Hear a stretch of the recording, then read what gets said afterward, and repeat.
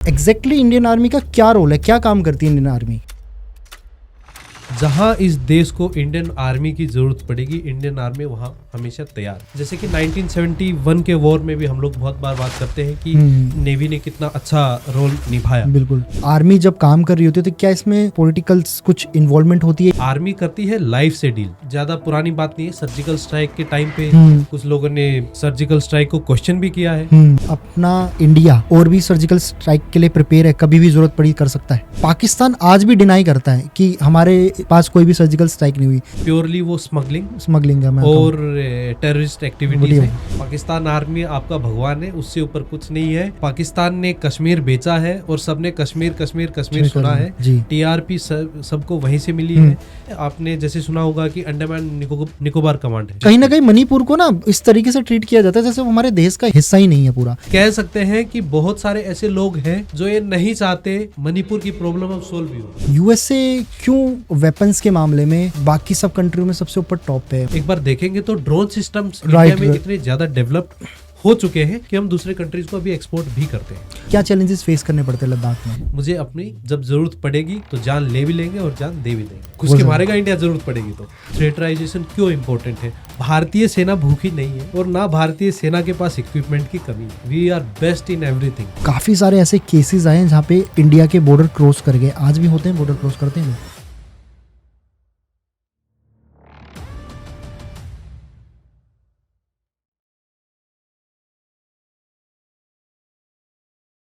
जय हिंद।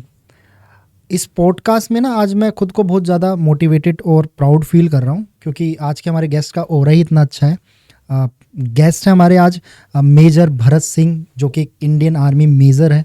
एंड इनकी जो पोस्टिंग है ना बहुत इंटरेस्टिंग जगह रही है, मणिपुर और लद्दाख।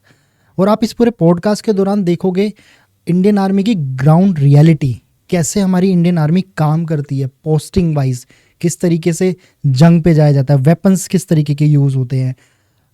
और एक चीज़ और आपसे बोलना चाहूँगा, बहुत सारी मिथ्स हैं इंडियन आर्मी को लेकर, वो आपको ना प्रॉपर तरीके से समझ में आएगी इस पॉडकास्ट के अंदर। किस तरीके से गलत तरीके से इंडियन आर्मी को रिप्रेजेंट किया जाता है मीडिया के थ्रू या किसी और के थ्रू। आप पूरी ग्राउंड रियलिटी के बारे में समझोगे इस पॉडकास्ट में।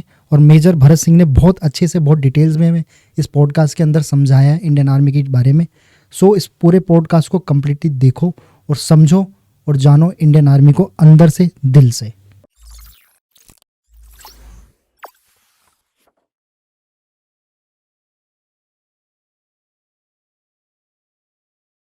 स्वागत है मेजर भरत सर आपका पॉडकास्ट कुणाल शो में। कैसे हो आप? सर आपका बहुत बहुत धन्यवाद। और मैं अच्छा हूँ। मेरी आवाज़ थोड़ी सी आपको लग रही होगी। हाँ, थोड़ी तबीयत आपकी है। तबीयत खराब हो गई थी, लेकिन मैंने आपको प्रॉमिस किया था तो डेफिनेटली मेरा आना बनता था। ये का मेरे को लगता है कि इंडियन आर्मी ऑफिसर्स की खासियत होती है कि जो उन्होंने कमिट कर दिया वो पूरा होगा। नहीं सर, फिर कमिट कर दिया तो फिर आना ही है। इससे बेहतर कि मैं घर पे पड़ा रहता, उससे बेटर तो यह है कि यहाँ आके बीमार हो जाऊं। कम से कम बातचीत होती रहेगी। राइट। सर मतलब पॉडकास्ट स्टार्ट करने से पहले ना एक थोड़ा सा मन में क्वेश्चन है मेरा आपसे पूछने के लिए। यूजुअली हम सभी को पता है हम इंडियन आर्मी की कितनी रिस्पेक्ट करते हैं दिल से। इंडियन आर्मी के लिए मतलब हम इंडियंस के लिए एक दिल में ना एक अलग ही कॉर्नर होता है, मतलब लाइक रिस्पेक्ट ऐसी वाली। बिल्कुल। एग्जैक्टली इंडियन आर्मी का क्या रोल है, क्या काम करती है इंडियन आर्मी? सर देखो, इंडियन आर्मी का रोल बहुत डिफाइंड है और वो ये है कि इंडिया की सॉवरेनिटी सिक्योरिटी को मेंटेन करना। कोई भी एक्सटर्नल अगर कोई भी थ्रेट होती है इंडिया को, जैसे दूसरी फोर्सेस भी हैं, जैसे इंटरनल फोर्सेस हैं, जैसे आपकी CISF है जी, ITBPs है, वो तो चलो बॉर्डर पे है। CRPF है, वो इंटरनल सिक्योरिटी के लिए काम करती है। ओके। उसके बाद जो दूसरी फोर्सेस हैं जैसे ITBP है, असम राइफल्स है, BSF है, वो बॉर्डर्स को पीस टाइम पे गार्ड करती है। आर्मी का ये काम होता है कि कन्वेंशनल रोल में और एकदम जब सिक्योरिटी फॉरेन अटैक होता है तो अपने बॉर्डर की सेफ्टी सिक्योरिटी करना। फॉर एग्जांपल कि अगर कल को पाकिस्तान अटैक कर देता है या फिर चाइना पे हम अटैक करते हैं तो फिर वो आर्मी करेगी। ओके। तो ये मेन रोल रहता है। इसके अलावा आर्मी बहुत सारे जो counter insurgency, counter terrorism operations होते हैं उनमें भी काम करती है। जैसे आपने देखा होगा या आपने सुना भी होगा कि कश्मीर में आर्मी बहुत जगहों पे डिप्लॉयड है। जी। तो ये काम भी करती है। इसके अलावा देश को जब भी जरूरत पड़ती है आर्मी की, चाहे सिक्योरिटी रिलेटेड मैटर्स हो, चाहे ह्यूमन असिस्टेंस के रिलेटेड मैटर्स हो, तो जब भी कोई भी आर्मी को काम दिया जाता है तो आर्मी वो सब भी काम करती है। लेकिन क्लासिकली आर्मी हमारे देश की सोवरेनिटी को, सिक्योरिटी को मेंटेन करने के लिए, कन्वेंशनल ऑपरेशंस के लिए बनी है। ओके, नाउ जब कभी भी आर्मी की नीड होती है किसी भी मिशन के लिए, जब वो या तो बॉर्डर से रिलेटेड काम कर रही है या किसी फॉरेन कंट्री में जाके भी अटैक कर रही है, तो उसमें आर्मी की जो प्रोटोकॉल है, अगर मैं उसको थोड़ा समझना चाहूँ, इस काइंड ऑफ सिर्फ आर्मी काम करती है, उनके साथ फिर नेवी भी जुड़ जाएगी या फिर एयरफोर्स भी जुड़ जाती है अगर उनकी नीड पड़ती है तो? नहीं सर, देखिए पहले हम आजकल जैसे आपने बहुत बार ये सुना होगा कि थिएटराइजेशन की हम बात करते हैं, राइट। तो अब से पहले क्या करता था कि आर्मी अलग ऑपरेट करती थी, नेवी अलग ऑपरेट करती थी, और एयरफोर्स अलग ऑपरेट करती थी। अलग अलग मतलब कि उनका काम अलग अलग था। जैसे कि 1971 के वॉर में भी हम लोग बहुत बार बात करते हैं कि नेवी ने कितना अच्छा रोल निभाया बिल्कुल उस टाइम पे, और आर्मी ने अपना काम किया। लेकिन फ्यूचर में डिमांड ये हो गई है, क्योंकि हमारे जो पड़ोसी मुल्क है जैसे चाइना, उसकी 2015 में क्या है कि उन्होंने मिलिट्री मॉडर्नाइजेशन की पॉलिसी, अपनी नई पॉलिसी लेके आए, जिसके तहत उनके थिएटर कमांड्स बन गए। तो हमें भी उनकी जो टैक्टिक्स है उसको काउंटर करने के लिए हमें भी अपने थिएटराइज करने हैं, जहां, और थिएटराइजेशन का मतलब ये होता है कि एक सिंगल कमांडर हो जिसके नीचे कुछ आर्मी भी हो, कुछ नेवी भी हो और कुछ एयरफोर्स भी हो, ताकि वो एक फ्रंट को इंडिपेंडेंटली संभाल सके। ऐसा ना हो कि एक आर्मी का कमांडर अलग बैठा है, नेवी का कमांडर अलग बैठा है और एयरफोर्स का कमांडर अलग बैठा है। अब तक जैसे कि ये हो भी रहा था, और ऐसा नहीं है कि हमेशा ही हुआ है। आपने जैसे सुना होगा कि अंडमान निकोबार कमांड है, राइट। तो अभी भी एग्जिस्ट भी करती है। वो एक ऐसी कमांड है जहाँ तीनों एलिमेंट्स है, उसमें आर्मी भी है, एयरफोर्स भी है और नेवी भी है। कंट्रोल एक आदमी कंट्रोल करता है, एक कमांडर होता है। और अभी जो हम थिएटराइजेशन की बात करेंगे फ्यूचर में, जो हम इम्प्लीमेंट करने की कोशिश कर रहे हैं, उसमें भी यही होगा कि एक सिंगल कमांडर होगा, आर्मी, एयरफोर्स, नेवी के उसके अंडर एलिमेंट होंगे, और कौन सा ज्यादा एलिमेंट होगा वो, जैसे कि अगर नॉर्थ ईस्ट में हम डिप्लॉय करेंगे तो वहाँ आर्मी सबसे ज़्यादा होगी, उसमें कुछ एलिमेंट्स फिर एयरफोर्स के भी होंगे। क्या पता नॉर्थ ईस्ट में नेवल एलिमेंट्स कम हो, तो वो आर्मी डोमिनेटेड थिएटराइजेशन हो जाएगा। तो इस तरह से हम लोग फ्यूचर में कोशिश भी कर रहे हैं। लेकिन कभी भी जब भी जरूरत पड़ती है तो एफर्ट हमेशा इंटीग्रेटेड होता है। Okay, yes sir. And army जब काम कर रही होती है तो क्या इसमें पॉलिटिक्स या पॉलिटिकल्स कुछ इन्वॉल्वमेंट होती है, या उनको प्रॉपर फ्रीडम है कि आप अपने तरीके से काम कर सकते हो? सर इसमें दो बातें हैं। एक तो ये होता है कि जैसे मैं 12-13 साल की सर्विस का कंपनी कमांडर हूँ, एक कमांडिंग ऑफिसर है मेरे, फिर उनके ऊपर ब्रिगेड कमांडर होंगे, डिवीजन कमांडर्स होंगे। तो ग्राउंड लेवल पे, या फिर मैं ये कहूँगा कि ऑलमोस्ट कोर कमांडर लेवल तक पॉलिटिकल इन्वॉल्वमेंट कहीं भी नहीं होती है। इंडियन आर्मी फ्रीली ऑपरेट करती है, और इंडियन आर्मी को जो डायरेक्शन आते हैं वो हमारे चीफ से आते हैं, चीफ ऑफ आर्मी स्टाफ से। आप ये मानिए कि हम सब के Hanuman chief of army staff है, और उनके लिए श्री राम हमारा देश है। अब डायरेक्शन कहाँ से आते हैं, वो Indian army ministry of defence के अंडर काम करती है, तो वहाँ से डायरेक्शन आते हैं। गवर्नमेंट ऑफ द डे किस तरह से जो भी सिचुएशन होती है उससे हैंडल करना चाहती है, उस तरह के डायरेक्शन आते हैं, और इंडियन आर्मी उसी के बेसिस पे ऑपरेट करती है। डायरेक्टली ये ना कभी हुआ है और आगे फ्यूचर में भी नहीं होगा कि कोई भी पॉलिटिकल इन्फ्लुएंशियल पर्सन या पॉलिटिकल आदमी आके और कुछ इंडिपेंडेंटली ऐसा बता दे कि ऐसा करना है। ऐसा इंडियन आर्मी में कभी नहीं होता है, और ना कोई पॉलिटिकल आदमी ऐसी कोशिश करता है। हम लोग क्या है कि सर आर्मी करती है लाइफ से डील। एक जिंदा आदमी है, वो आपने तैयार कर रखा है कि जब जरूरत पड़ेगी तो मरने के लिए भी तैयार है, और मरने से ज्यादा आज के दिन मारने के लिए ऑफेंसिव में है। पहले हम लोग बात करते थे कि हम मरने के लिए तैयार है, आजकल हम बोलते हैं कि मारने के लिए तैयार है। हम लोग बिल्कुल ऑफेंसिव फोर्स बनने जा रहे हैं धीरे धीरे। तो वैसे में अगर कोई पॉलिटिकल आदमी आएगा, या फिर मेरे से ऊपर कमांडिंग ऑफिसर है, कोई इमीडिएटली या सडनली आके मेरे को कुछ भी बोल देगा और मैं उनको बाईपास कर दूंगा, तो वैसे काम नहीं करता है। तो आर्मी में एक प्रॉपर हायरार्की है, चेन ऑफ कमांड है, उसके थ्रू ही डायरेक्शन आते हैं और उसके थ्रू ही काम होता है। कोई भी बीच में थर्ड पार्टी या फिर कोई पॉलिटिकल या फिर कोई एडमिनिस्ट्रेटिव डायरेक्शन आती है, तो हमारे टॉप बॉसेस या फिर टॉप कमांडर्स होते हैं, उनके पास आती है, और वो फिर हमें चीफ ऑफ आर्मी स्टाफ या फिर कमांड हेडक्वार्टर लेवल पे कहीं मामले आर्मी में कमांडर्स होते हैं। मतलब प्रेशराइज करते हैं किसी भी तरीके से कि इस तरीके से मोल्ड करने की कोशिश करते हैं? नहीं सर, मैंने ऐसा ना सुना है ना देखा है। आर्मी के जो डे टू डे डिसीजंस हैं उनमें पॉलिटिकल इंटरफेरेंस मैं ये कहूँगा कि बिल्कुल जीरो है। कोई आके किसी भी तरह का प्रेशराइज नहीं करता है या फिर कोई भी ऐसी कोशिश भी नहीं करता है। प्रेशराइज की बात अलग, कोशिश भी नहीं करता है कि कोई पॉलिटिकल लीडर, पॉलिटिकल मास्टर या फिर कोई लोकल लीडर कि कोई ऐसी इंटरवेंशन नहीं करता है कभी भी। एंड इसी केस में एक चीज़ और निकल के आती है कि सर जब पॉलिटिकल चीज़ की बात होती है तो कई बार पॉलिटिकल अपनी इमेज क्रिएट करने के लिए आर्मी का नाम यूज़ करते हैं फॉर द गुड पर्पस और अपनी इमेज को और बेटर बताने के लिए। तो ये कई मामले में सही भी होता है, कई मामले में थोड़ा गलत भी माना जाता है। इसको लेकर आप क्या सोचते हो?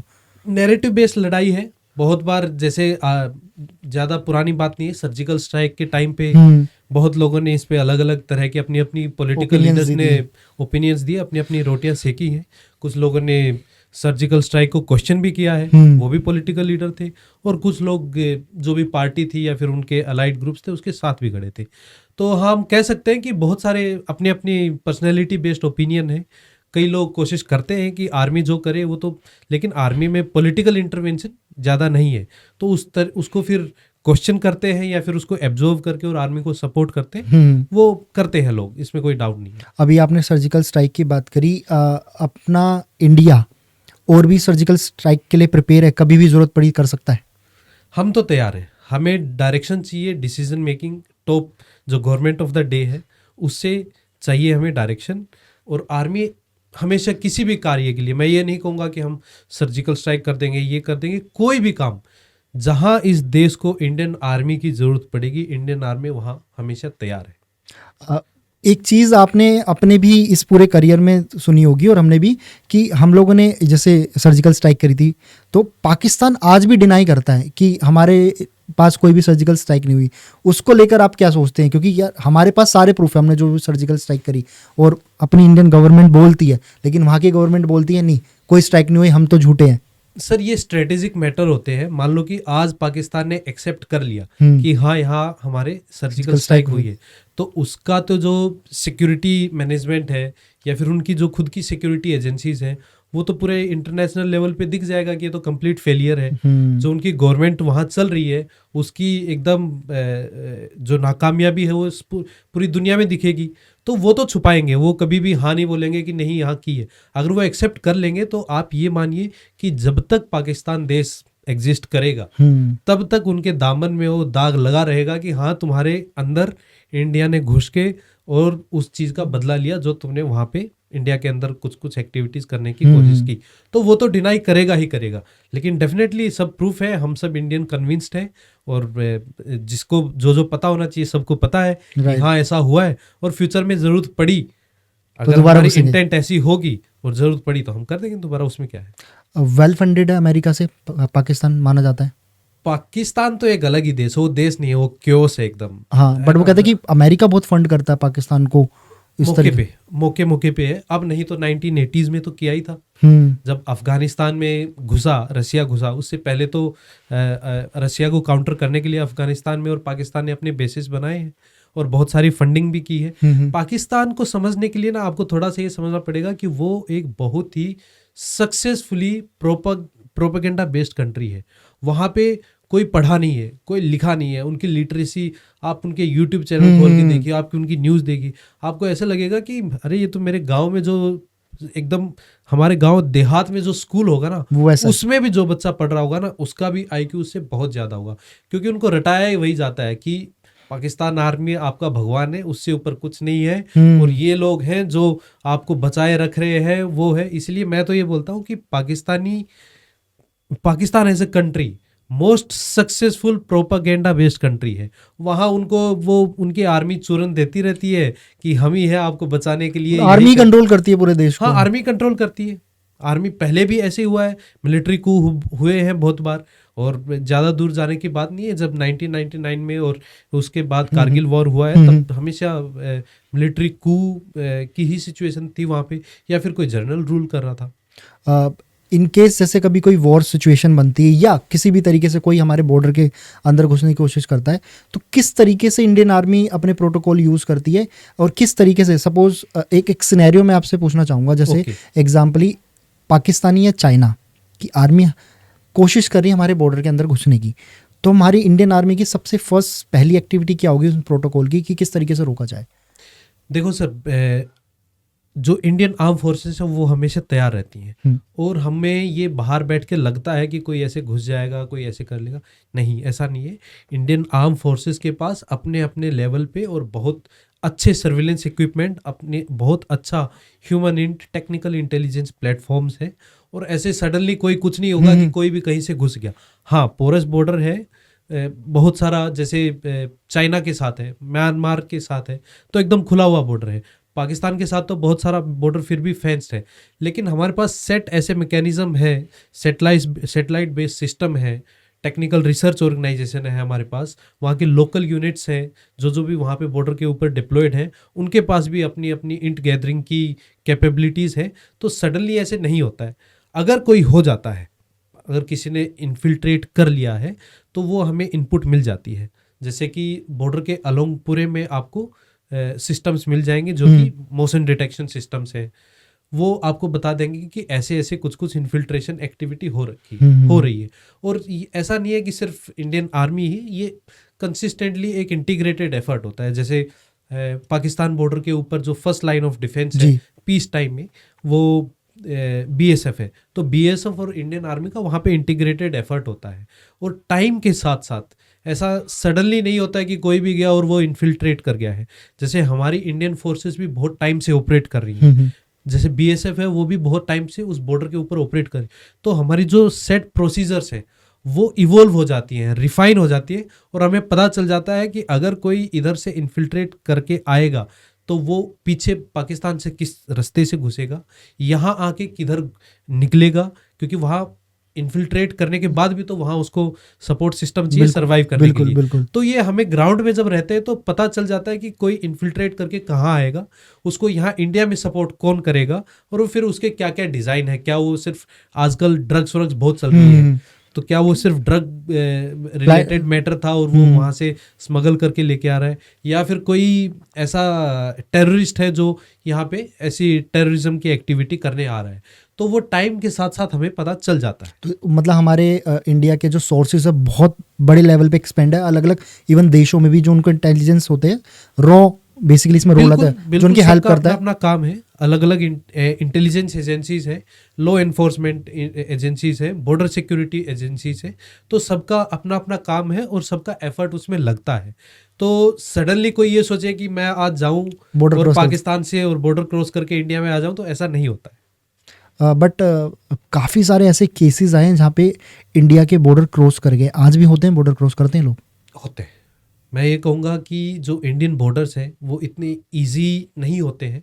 कोई भी बॉर्डर हो, चाहे आप चाइना के अलोंग बॉर्डर मानेंगे तो चलो वो तो प्लेटू है, तो उसमें आर पार की विजिबिलिटी बहुत आसानी से दिखता है वहाँ पे, और चाइना के साथ हमारा कुछ ऐसा इन्फिल्ट्रेशन का या फिर बॉर्डर क्रॉसिंग के केसेस हैं भी नहीं। लेकिन अगर आप एग्जाम्पल लेंगे बर्मा, जो कि फॉर एग्जांपल आज के दिन आप मणिपुर ही लीजिए, बिल्कुल, तो वहाँ पे बिल्कुल फेंस नहीं है, तो वहाँ बॉर्डर इजीली क्रॉस होता है। यहाँ तक कि गवर्नमेंट की रूलिंग भी है, उसको बोलते हैं free move regime, FMR। Okay, उसमें तो इंडियंस को अलाउड भी है। अभी लेटेस्ट 1 महीने पहले जो लेटेस्ट रूल आया है दिसंबर एंड में, तो उसमें अभी 10 किलोमीटर तक आप इंडियन लोग बर्मा में जा सकते हैं और बर्मा के लोग इंडिया में आ सकते हैं। पहले 16 किलोमीटर तक था। ओके, अब कम कर दिया गया। हाँ, अब कम कर दिया गया है पिछले जस्ट 1 महीने में, दिसंबर 2000। उसके लिए भी कुछ प्रोटोकॉल यूज होते हैं? कुछ प्रोटोकॉल ये है कि वहाँ पे जो बॉर्डर गार्डिंग एजेंसी है वहाँ पे, जैसे असम राइफल है, हाँ, तो एज पर लेटेस्ट रूल, पहले क्या होता था कि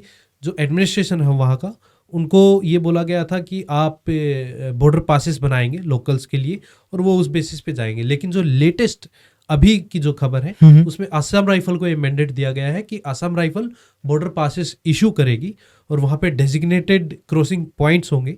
ऐसे 43 क्रॉसिंग पॉइंट्स अभी आइडेंटिफाई जहां से लोग क्रॉस कर सकते हैं, जहां से म्यांमार और इंडिया के बीच में क्रॉस कर सकते हैं। लेकिन जो हम इन्फिल्ट्रेशन की बात कर रहे थे उसको कंट्रोल करना इतना मुश्किल, मैं ये कहूँगा कि बहुत ज़्यादा मुश्किल है, इतना इजी नहीं है, क्योंकि इतना खुला बॉर्डर है, बहुत लंबा खुला बॉर्डर है। वहाँ से कोई आदमी इधर से उधर चला गया तो वो इजीली कर सकता है, क्योंकि सिक्योरिटी फोर्सेस ट्रैक करना थोड़ा मुश्किल है, उसे ट्रैक करना कर सकते हैं, लेकिन सिक्योरिटी फोर्सेस जो उसमें रिसोर्सेज चाहिए, स्टोर्स, इक्विपमेंट, मैन वो बहुत ज्यादा चाहिए, चाहिए, वो बहुत ज्यादा चाहिएगी। तो हम चोक करते हैं जो थ्रेट पॉइंट्स हैं, जहां से ज्यादा इन्फिल्ट्रेट हो सकता है, या फिर जहां से हमारी सोवरेनिटी सिक्योरिटी को इशू बन सकता है, हम उनको बिल्कुल चोक पॉइंट करके रखते हैं और बाकी पे कंटिन्यूस सर्विलेंस चलती रहती है। और वही हाल पाकिस्तान बॉर्डर्स पे। पाकिस्तान बॉर्डर तो मैं ये कहूँगा कि चलो कुछ हद तक फेंस्ड है, लेकिन फेंस के नीचे से भी आपने बहुत सारी न्यूज़ में सुना होगा कि वो नीचे से एकदम होल बना के गुफा से बना के करके आ जाते हैं। तो हाँ, बिल्कुल हम डिनाई नहीं कर सकते कि इन्फिल्ट्रेशन नहीं होता है, लेकिन पाकिस्तान बॉर्डर पे अभी बहुत कम होता है, और होता है तो पकड़ा जाता है। अगर हम नॉर्थ ईस्ट में जो बॉर्डर है, इंटरनेशनल बॉर्डर्स है, वहाँ इन्फिल्ट्रेशन या फिर to and fro movement from India to Burma to India, ये बहुत आसानी से हो जाता है। लोग यूजली जो बॉर्डर क्रॉसिंग करते हैं किस पर्पस पे, कुछ काम के पर्पस से या बिजनेस पर्पस, लाइक इस काइंड ऑफ ट्रेड? अगर फिर से हम बात करें कि पाकिस्तान बॉर्डर पे, तो पाकिस्तान बॉर्डर पे तो प्योरली वो स्मगलिंग है और टेररिस्ट एक्टिविटीज है। उसके अलावा कहीं कहीं पे एक आधा बहुत बेयर मिनिमम पॉकेट्स ऐसी है कि हमारे खेत खलियान एकदम ऐसे मिले हुए हैं। हाँ। लेकिन जो नॉर्थ ईस्ट बॉर्डर्स हैं उन पे प्योरली क्या है कि इंडियन आर्मी का भी ये इनिशिएटिव है, जो फ्री मूव रिजिम की हम बात कर रहे थे, उसका ऑब्जेक्टिव ही ये है कि इंडिया की तरफ जो ट्राइब्स रह रहे हैं, जो कम्युनिटी रह रही हैं, जो लोग रह रहे हैं, और जो बर्मा के बॉर्डर के ऊपर जो लोग रह रहे हैं, तो वो आपस में सेम कम्युनिटी के हैं, सेम ट्राइब के हैं। अगर एक एग्जांपल पकड़ते हैं कि एक ट्राइब है कुकी, तो वो बर्मा में रहता है और इंडिया में भी बॉर्डर के पास रहता है। उनकी आपस में शादियां भी होती हैं, उनके पुराने रिलेशन भी है, रिश्तेदारियां भी हैं, तो वो उसको मेंटेन कैसे रखेंगे?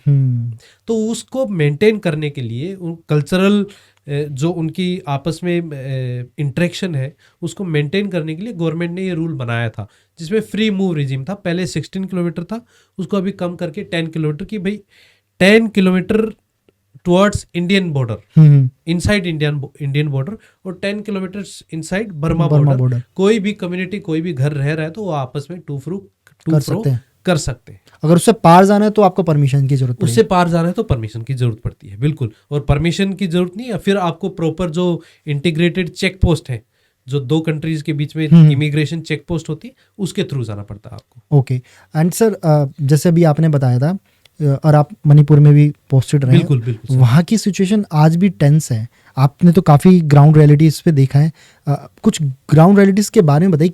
क्यों एग्जैक्टली हम उस चीज़ को क्यों अभी तक क्लियर नहीं कर पा रहे, अभी तक टेंस में क्यों है मणिपुर? सर, इसके बहुत सारे रीज़न हैं। पहले हम जैसे सब लोग सबसे बड़ी बात तो ये है कि वहाँ लोगों का फोकस हमेशा से कम रहा है ना। पाकिस्तान ने कश्मीर बेचा है और सबने कश्मीर सुना है, टीआरपी सबको वहीं से मिली है। तो मैं ये कहूँगा कि नॉर्थ ईस्ट को ना कभी मीडिया ने कवर करने की कोशिश की, ना इंडिया की जो लोकल पब्लिक है उसने उसके बारे में जानने की कोशिश की। कहीं ना कहीं मणिपुर को ना इंटरनली अगर देखा जाए तो इस तरीके से ट्रीट किया जाता है जैसे वो हमारे देश का हिस्सा ही नहीं है पूरा, इस तरीके से ट्रीट किया जाता है। आपने बिल्कुल सही बोला कि मीडिया कवर नहीं कर रही, लोग उसके बारे में ज़्यादा बात नहीं करते, प्रॉब्लम है तो वो ज़्यादा मीडिया आम लोगों तक पहुंच नहीं पा रही। यहीं अगर कश्मीर का मुद्दा हो तो हर एक घर तक पहुंचता है। बिल्कुल, तो वही है कि जो बिकता है वो चलाया जाता है टीवी पे भी। तो कश्मीर चल रहा है, आज इतने टेररिस्ट मारे, आज इतने उग्रवादी पकड़े, ये सब चल रहा है, तो वहाँ पे लोग कर रहे हैं। तो हम जो मणिपुर की बात कर रहे थे उसमें दो इश्यूज हैं, एक तो स्ट्रेटेजिक लेवल के इशू है और एक लोकल इशू है। लोकल इश्यूज तो ये है कि एक ट्राइबल ग्रुप और एक नॉन ट्राइबल ग्रुप, वैली वाले लोग आपस में लड़ रहे हैं अपने अपने राइट्स को लेके कि हमें शेड्यूल ट्राइब का स्टेटस मिलना चाहिए। वैली बेस्ड लोग चाहते हैं कि हमें शेड्यूल ट्राइब का स्टेटस मिले ताकि हम लोग भी हिल एरियाज में जाके लैंड खरीद सके, हम लोग भी वहाँ सेटल हो सके। लेकिन ये बात हो गई अब बहुत पुरानी। अब ये बन गया है एक प्रॉपर स्ट्रेटेजिक इशू इसलिए बन गया है क्योंकि म्यांमार में उनकी जो गवर्नमेंट थी वो डिस्टेबलाइज हो गई है। वहाँ पे लोकल मिलिशिया शुरू हो गए हैं जो कि बर्मा आर्मी है उसके साथ लड़ने शुरू हो गए हैं। उधर से चाइना भी उधर पुश कर रहा है, इन्वॉल्व कर रहा है अपने आप को। बर्मा को आप एक ये समझ सकते हैं कि बर्मा एक चाइना और इंडिया के बीच में बफर जोन है।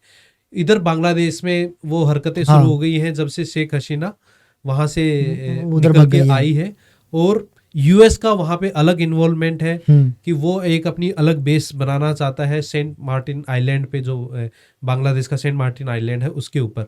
फिलहाल अगर मैं ये कहूँ कि इस पूरे क्योस में जो मारा जा रहा है या जिसको तकलीफ पहुंच रही है वो गरीब आदमी, कॉमन मैन, इरिस्पेक्टिव कि वो किस कम्युनिटी का है, किस ट्राइब का है, वो उनकी डेली लाइफ इम्पैक्ट हो रही है, उसकी डेली लाइफ इम्पैक्ट हुई है। और पिछले 1.5 साल में जब से म्यांमार क्राइसिस शुरू हुई है, जब से आपस में लड़ाई, तो कॉमन आदमी तो मरा ही है, अब ये प्रॉपर बन गई है इकोनॉमी। अब बहुत सारे ऐसे लोग हैं जो इससे फायदा निकाल रहे हैं, जो हथियार बेचते हैं उनके हथियार बिक रहे हैं, जो ड्रग्स का काम करते हैं उनकी ड्रग्स बिक रही हैं, जो इधर उधर इन्फिल्ट्रेट करके कुछ छोटी मोटी गतिविधि करना चाहते हैं उनका वो हो रहा है। तो उनको पूरी फंडिंग भी मिल रही है, हथियार का भी धंधा अच्छा चल रहा है, ड्रग्स का भी धंधा चल रहा है। तो जो बड़े बड़े किंग पिन बैठे हैं जो इन सब में डील करते हैं, उनका तो अच्छा पैसा बन रहा है, तो उनके लिए तो अच्छी वॉर इकोनॉमी बन गई है। मारा इसमें वो जा रहा है जो सुबह घर से निकलता है और शाम को आता है कि मैं 700-800 रुपये कमा के लाऊं और अपना घर का खर्चा चल जाए, ये इशू है। तो अब हम ये कह सकते हैं कि बहुत सारे ऐसे लोग हैं जो ये नहीं चाहते कि मणिपुर की प्रॉब्लम अब सोल्व भी हो, क्योंकि उनका तो अच्छा काम चल रहा है। जैसे कि कश्मीर में इशू हुआ था कि कुछ लोग चाहते ही नहीं थे कि कश्मीर का इशू कभी भी रिजोल्व हो। कभी पाकिस्तान उसको उठा देता था क्योंकि उसके बेसिस पे पाकिस्तान को दूसरे कंट्री से फंडिंग मिल जाती थी, कभी और कोई पाकिस्तान आर्मी कुछ ऐसा कर देती थी। अभी वही मणिपुर में हो रहा है कि लोग चाहते हुए भी, अगर आप उनकी दोनों कम्युनिटीज़ को, आप ट्राइबल और नॉन ट्राइबल लोग या वैली बेस्ड लोगों को आसपास टेबल पे बैठाएंगे या फिर अकेले में उनसे बात करेंगे कि आप चाहते हो कि शांति हो जाए, वो बोलेंगे कि हाथ जुड़वा लो हमसे, यहाँ हमारे में शांति शुरू करो ना। हमारे बच्चे स्कूल जा पा रहे हैं, कोई बुजुर्ग है घर पे, लेडी है घर पे, ना किसी का काम चल रहा है, ना दवाई पानी हो रही है, तो हमें तो शांति चाहिए। लेकिन शांति कौन नहीं चाहते? जिनका मस्त धंधा चल रहा है, किसी का ड्रग बेस्ड है, किसी का इलीगल ट्रांसपोर्टेशन का धंधा है, किसी का इधर से वेपन का धंधा है, वो नहीं चाहते कि यहाँ पे। इंडियन आर्मी इसमें कुछ हेल्प या कुछ सजेशन नहीं बता सकती हमारी इंडियन गवर्नमेंट को, ताकि वहाँ चीज़ें अच्छी हो पाए? नहीं, ऐसा नहीं है कि इंडियन गवर्नमेंट को पता नहीं है। इंडियन गवर्नमेंट के पास इंफॉर्मेशन अलग अलग तरह से आती है, सिर्फ बॉर्डर एरियाज में या कहीं पे भी। ये सिर्फ इंडियन आर्मी का ही मैंडेट नहीं है कि मैं पीस, वहाँ पे बहुत सारी इंट एजेंसीज भी काम करती हैं, लॉ इन्फोर्समेंट एजेंसीज भी काम करती हैं, जो लोकल वहाँ की गवर्नमेंट होती है, स्टेट गवर्नमेंट होती है, उनकी भी एजेंसीज काम करती हैं। तो और वो सबकी खबर जिनको पता होनी चाहिए सेंटर में, चाहे कैबिनेट सेक्रेटेरिएट हो या चाहे डिफेंस मिनिस्ट्री हो या फिर गवर्नमेंट हो, होम मिनिस्ट्री हो, सबको पता भी होता है। लेकिन मेरा जो कहना है वो ये कहना है कि चलो गवर्नमेंट को सब पता है और गवर्नमेंट ने यहाँ से एक डिसीजन भी दे दिया, इम्प्लीमेंट किसको करना है? वो इम्प्लीमेंटेशन तो चलो मान लिया कि भाई स्टेट मशीनरी लगेगी, सेंट्रल मशीनरी लगेगी, लेकिन उसको असली इम्प्लीमेंट कौन करता है? लोकल पब्लिक करती है। लोकल पब्लिक तो करेगी, लेकिन लोकल पब्लिक को करने कौन नहीं दे रहा? जिनका मस्त धंधा चल रहा है वहाँ, जो रूल कर रहे हैं, जो वहाँ पे लोकल लीडर बन के और अपना अपना तामझाम जेब में भर रहे हैं, वो नहीं चाहते। तो गवर्नमेंट तो चाहती है, और कौन नहीं चाहेगा कि हमारे एक ऐसे स्टेट में जो हमारे लिए बहुत इंपॉर्टेंट है, स्ट्रेटेजिकली भी बहुत इंपॉर्टेंट है, जैसे इंडियन गवर्नमेंट चाहती है कि एक्ट ईस्ट पॉलिसी के थ्रू हम जो साउथ ईस्ट कंट्रीज़ हैं उनमें जाके हम अपना बिजनेस एक्सपेंड करें, लैंड रूट्स क्रिएट करें, सी रूट क्रिएट करें। तो स्ट्रेटेजिकली मणिपुर तो बहुत इंपॉर्टेंट है। वो तो ये मानिए कि एक्ट ईस्ट पॉलिसी का गेटवे है, राइट है ना। लेकिन वहाँ बहुत लोगों को फायदा है ना उसमें, लोकल लीडर्स का भी है, बहुत सारी जो एनजीओज हैं जो फॉरेन फंडेड है, उनका भी फायदा है। और जो थर्ड कंट्री है जो ये चाहता है कि इंडिया इतनी ग्रोथ ना करे, इंडिया स्ट्रेटेजिकली इतना स्ट्रॉन्ग ना हो जाए कि वो अपनी प्रेजेंस दूसरे कंट्रीज में भी कर ले, वो अपना इंफ्रास्ट्रक्चर सप्लाई चेन्स को इतनी रेजिलिएंट ना बना दे, जो ये नहीं चाहते, वो भी उसको सपोर्ट करते हैं किसी ना किसी तरीके से। चाहे जो वहाँ पे लोकल मिलिशिया ग्रुप्स हैं, लोकल इंसर्जेंट ग्रुप्स हैं, उनको फंड करके, या फिर कोई ऐसे पब्लिक ऑर्गेनाइजेशन है जो इसको चाहते हैं कि ये आपस में दो कम्युनिटीज़ के बीच में जो लड़ाई है ये चलती रहे, उनको फंड करके और अपना अपना नैरेटिव सब लोग क्रिएट कर रहे हैं। तो पता गवर्नमेंट को सब कुछ है। जो आप पूछ रहे थे कि हम कुछ कर नहीं सकते, हम बहुत कुछ कर सकते हैं, लेकिन आखिर में इम्प्लीमेंट कौन करेगा उसको? वहाँ के लोकल करेंगे। अगर वहाँ बर्मा में, या फिर हम मणिपुर की बात कर रहे हैं, मणिपुर के लोग आज डिसाइड कर ले कि हमें भाई ग्रोथ चाहिए, हमें प्रोग्रेस चाहिए, हमें अपनी आगे फ्यूचर की जनरेशन्स के लिए अच्छी स्कूलिंग चाहिए, इंफ्रास्ट्रक्चर चाहिए, हम चाहते हैं कि यहाँ पे टूरिज्म हो, इंडस्ट्रीज हो, तो कौन रोक सकता है उनको? कोई नहीं। और अगर वो नहीं चाहेंगे तो कुछ भी पॉलिसी कर दो आप, कितना भी बजट एलोकेट कर दो, वो इम्प्लीमेंट होगी नहीं ग्राउंड पे। तो लड़ाई वहाँ की है। असली डिसीजन मेकिंग और असली सॉल्यूशन तो वहाँ के लोकल्स के पास है। अगर वो डिसाइड कर लेंगे तो कोई नहीं रोक सकता उनको आगे बढ़ने से। राइट। नाउ जब एक पर्सन अपने आप को इंडियन आर्मी में देखना चाहता है, कि बहुत लोगों का सपना है इंडियन आर्मी ज्वाइन करने का, बिल्कुल। और बहुत सारे लोग यूथ जवान इंडियन आर्मी ज्वाइन कर चुके हैं ऑलरेडी। इंडियन आर्मी के पास क्या ऐसी चीज़ है कि जवान जो है वो ना अपनी जान देने के लिए भी रेडी हो जाते हैं इंडियन आर्मी और अपने देश के लिए? क्या चीज़ उनको वो ट्रिगर करती है? सर कोई भी जवान जान देता है अपने नाम नमक निशान के लिए, और यही बाहर आपको नहीं मिलेगा। नाम उसकी पलटन का नाम, नमक जो वो इस देश का खा रहा है, और निशान वो उसका झंडा। यही उसको मोटिवेट करती है कि वो जब ज़रूरत पड़े तो जान ले भी लेगा और जान दे भी देगा। और यही जैसे आप कॉरपोरेट से compete करिए, आप एक किसी भी मल्टीनेशनल कंपनी में काम कर रहे हैं और आप वहाँ 1-2 साल से काम कर रहे हैं, उसके साइड वाली बिल्डिंग में या फिर उससे ऊपर वाली फ्लोर में ही कोई दूसरी कंपनी है, उसमें आपको पैकेज अच्छा मिल गया, आप तो शिफ्ट कर जाएंगे, है ना। आपका नाम रातों रात चेंज हो जाएगा कि मैं एक्स से वाई हो गया हूँ अभी, ठीक है, लेकिन हमारा नाम नहीं चेंज होता है। हम जिस पलटन के हैं हम उसी के रहते हैं और उसी की लड़ाई लड़ रहे हैं। जिस दिन से भर्ती होते हैं उससे, और आखिरी दम तक हमारी वही आइडेंटिटी है, नाम। उसके बाद नमक अगर मैं फौज का राशन खा रहा हूँ तो मेरे लिए वही नमक है और मैं उसी नमक को अदा करता हूँ, मैं चेंज नहीं कर सकता, ठीक है। बाहर कॉर्पोरेट में या कहीं पे भी मेरी लॉयल्टी शिफ्ट हो सकती है, जहाँ अच्छा ऑफर मिल गया वहाँ मेरी लॉयल्टी शिफ्ट हो जाएगी। और निशान जो मेरी रेजिमेंट है जिसमें मैं पला बड़ा हूँ, जिसने मुझे तैयार किया है, ठीक है, वो निशान जब मैं अपनी छाती पे लगा के चलता हूँ या भारतीय सेना का जो गर्व महसूस करके आगे बढ़ता हूँ, वो लाइफ टाइम के लिए एफिलिएशन होती है। यहाँ तो निशान बाहर अगर कॉर्पोरेट में आप कहीं पे भी काम करेंगे तो वही है, सैलरी हाइक हुई, टी शर्ट ही तो बदलनी है ना। तो यही चीज़ें आपको जब आप जिस दिन आप भर्ती होते हैं या फिर जब आर्मी को ज्वाइन करने का सपना देखते हैं, उस दिन से और मरते दम तक जो आपको ड्राइव करती है वो है नाम नमक निशान, उसी के लिए मर जाना आपने। और यही आर्मी वालों को बाकी सब फोर्सेस और नॉर्मल लोगों से सबसे अलग बनाती है। बिल्कुल बिल्कुल। हमारे फौज में कुछ इथोस होते हैं, कोर मिलिट्री वैल्यूज़ होती हैं जिसके आधार पे हम अपना जीवन जीते हैं।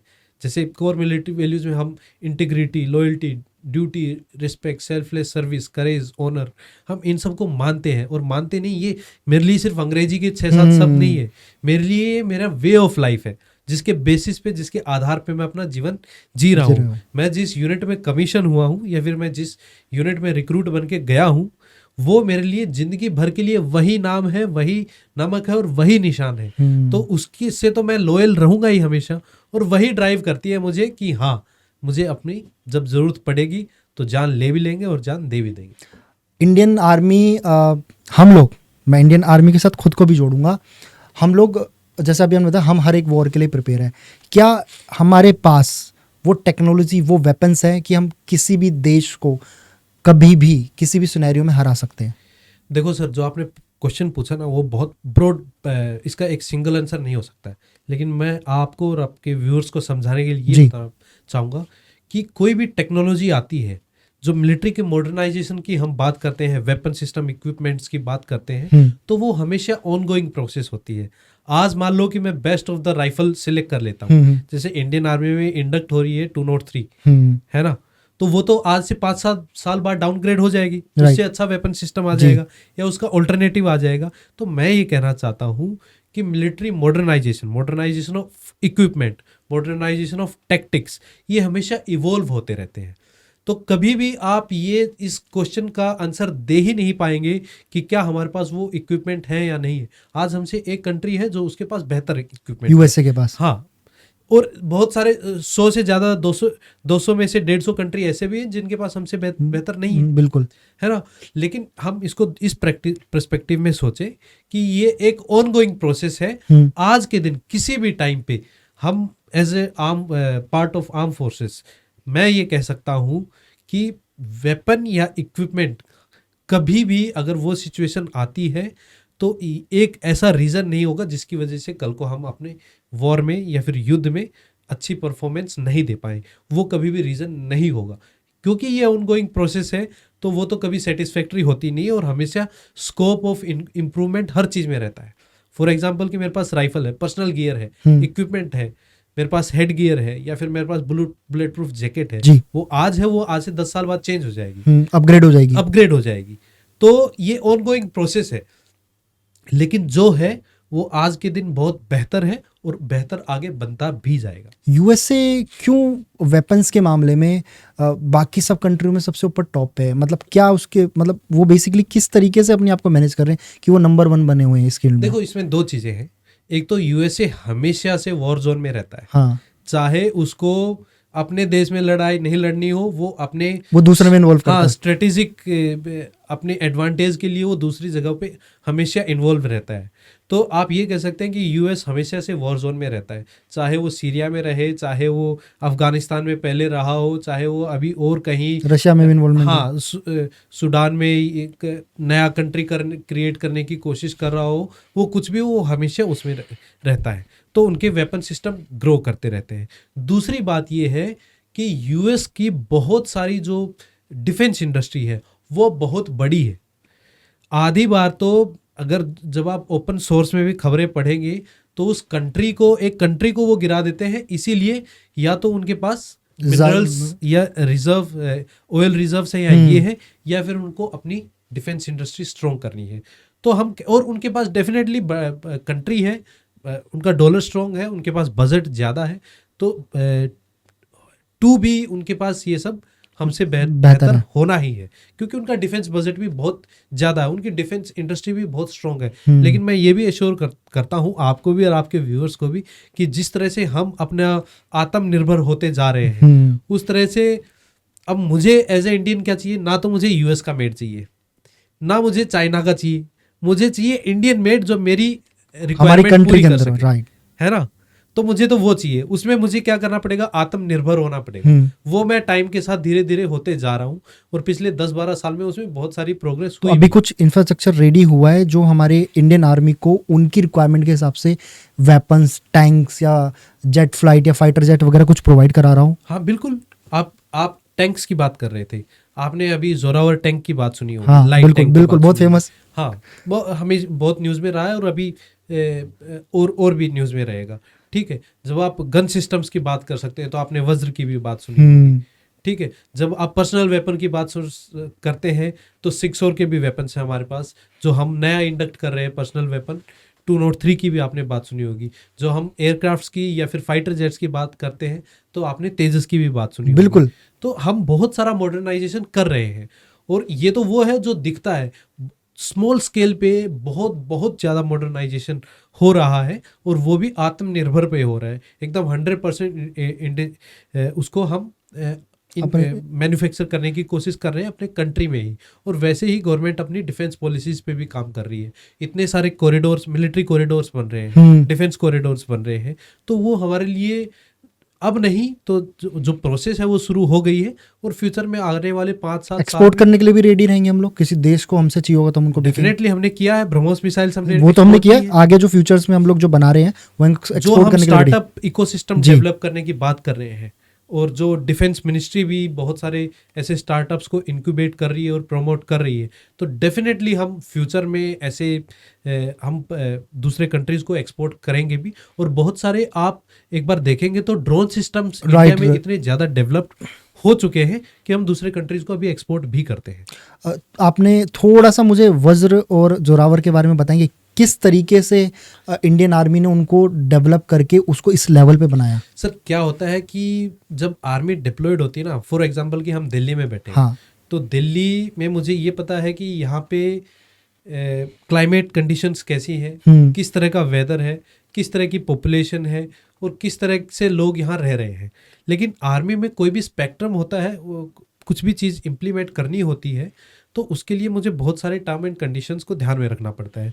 फॉर एग्जांपल कि वहाँ पे अगर मेरी यूनिट या फिर कोई भी आर्मी की डिप्लॉयमेंट है लद्दाख में, हाँ, लद्दाख में वहाँ चला जाएगा टेम्परेचर -35, right. -40, और आपकी यूनिट पोस्टेड रही है वहाँ। बहुत थिन एयर हो जाती है, एल्टीट्यूड 1800 से ज़्यादा हो जाता है, तो वहाँ मुझे बहुत रगेड सिस्टम्स चाहिए होते हैं। अगर मैं दूसरे कंट्रीज़ के भी कुछ भी इंपोर्ट कर लूँगा ना, तो मेरे को उसमें कुछ फ़ायदा होने वाला नहीं है। हम अपने क्लाइमेट के हिसाब से वो क्रिएट करते हैं, उसमें मुझे बहुत सारे फिटिंग्स, एडिशनल फिटिंग करनी पड़ती हैं, तो जिसके हिसाब से वो मेरी रिक्वायरमेंट के हिसाब से हो जाए, रिक्वायरमेंट पूरी हो जाए। उसी को मद्देनज़र रखते हुए अगर हम डिस्कस करते हैं जोरावर टैंक की, तो वो लाइट टैंक है ना। उसकी मोबिलिटी जो एग्जिस्टिंग हमारे पास T-72 और T-90 टैंक्स है, जो कि मेन बैटल टैंक्स हैं, उनसे उसकी मोबिलिटी ज़्यादा है। तो वो मुझे हर जगह पे मैं T-72 और T-90 टैंक निकाल के नहीं जा सकता, वो भारी बहुत है वो।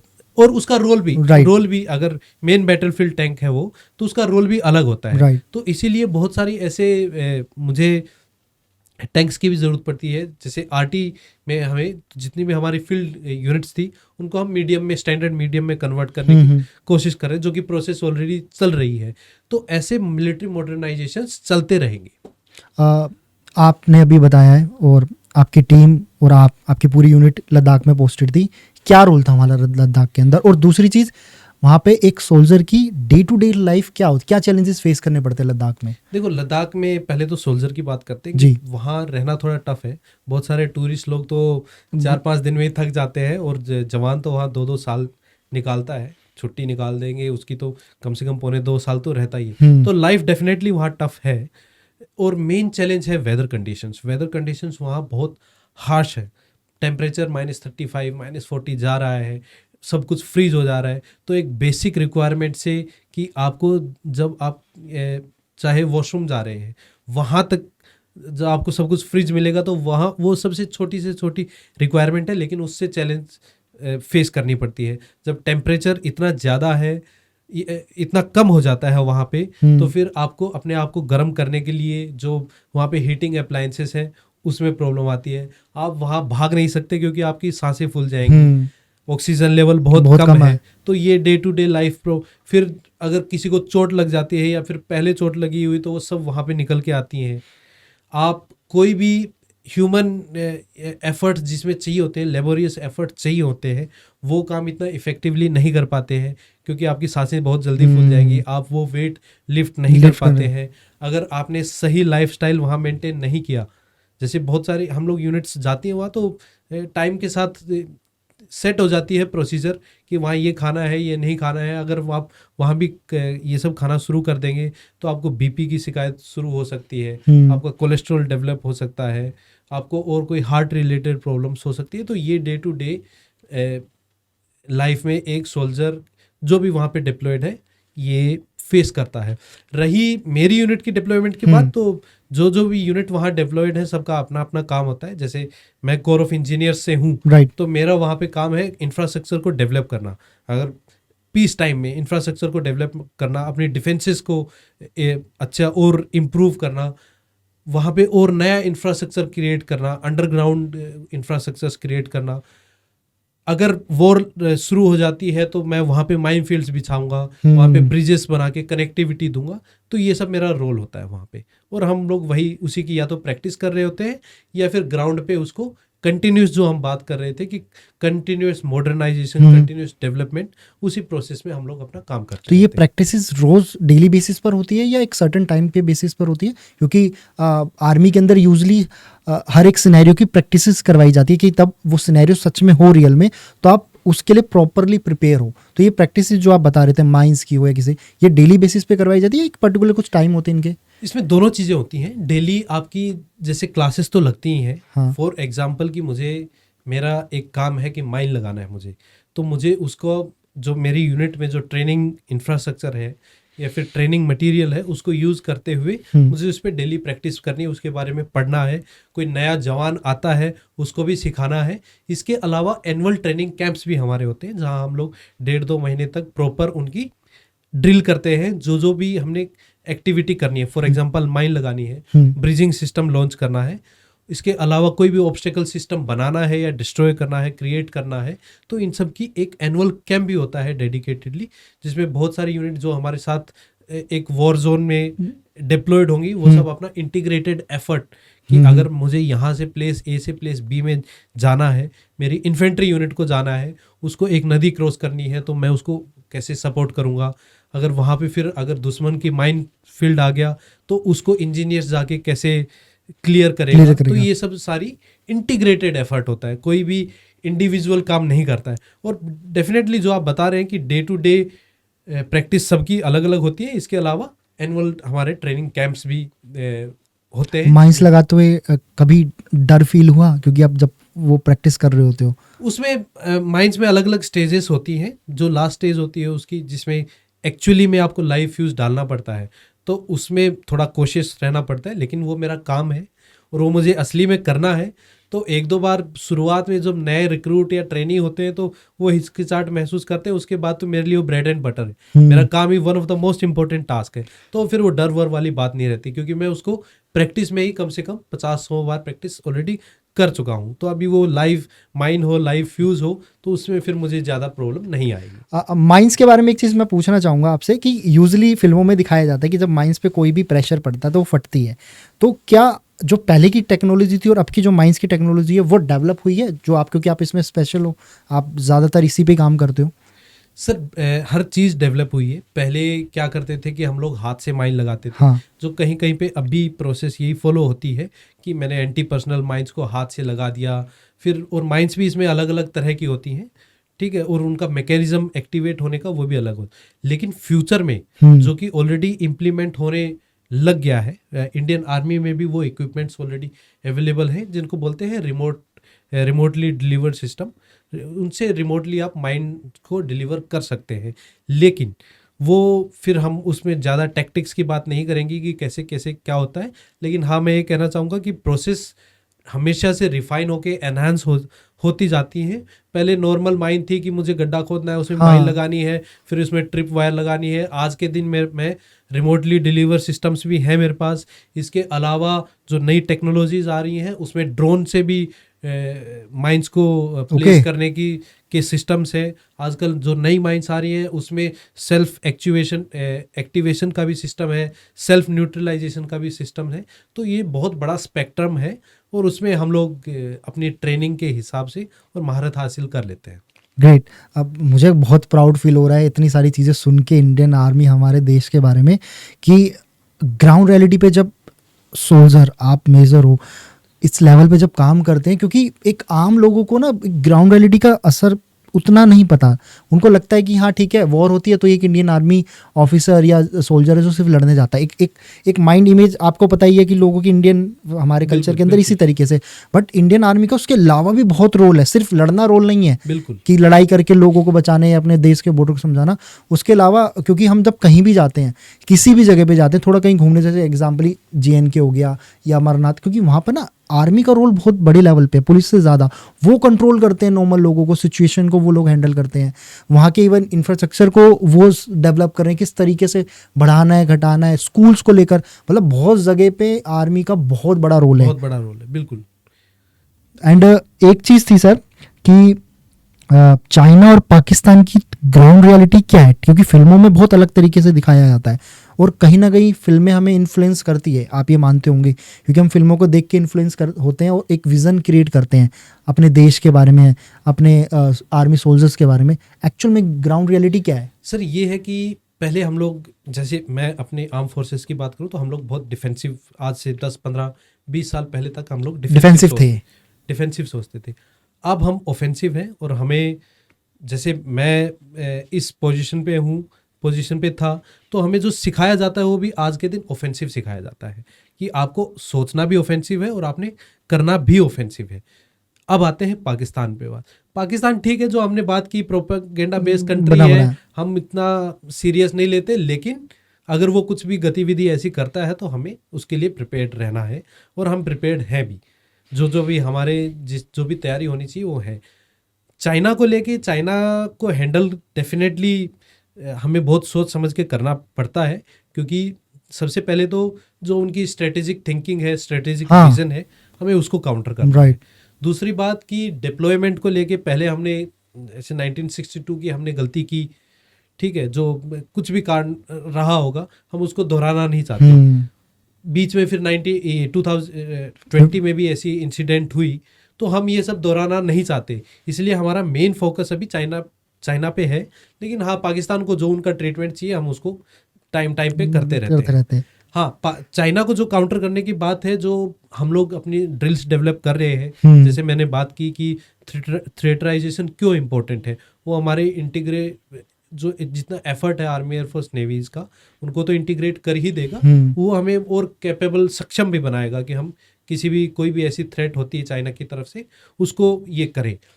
हमारे बॉर्डर इंफ्रास्ट्रक्चर जिस तरह से हम डेवलप कर रहे हैं वो हम और डे टू डे में डेवलप होते ही जा रहे हैं। अगर मैं एक लाइन में बताऊं तो हम लोग कैपेबल हैं, कोई भी ऐसी थ्रेट होगी चाइना की तरफ से भी या पाकिस्तान की तरफ से, कि हम डील कर सकते हैं। घुस के मारेगा इंडिया, घुस के मारेगा इंडिया, जरूरत पड़ेगी तो। चाइना क्योंकि मेजरली, सही बात बोली आपने, पाकिस्तान प्रोपेगेंडा बेस भी काम करता है, ठीक है, वो सिर्फ एक टीआरपी क्रिएट करने के लिए उस पे बातें होती हैं। बट जब हम चाइना की बात करते हैं तो चाइना की जो आर्मीज़ है ना, वो बहुत अलग तरीके, उनका क्रिएटिव विजन बहुत अलग है।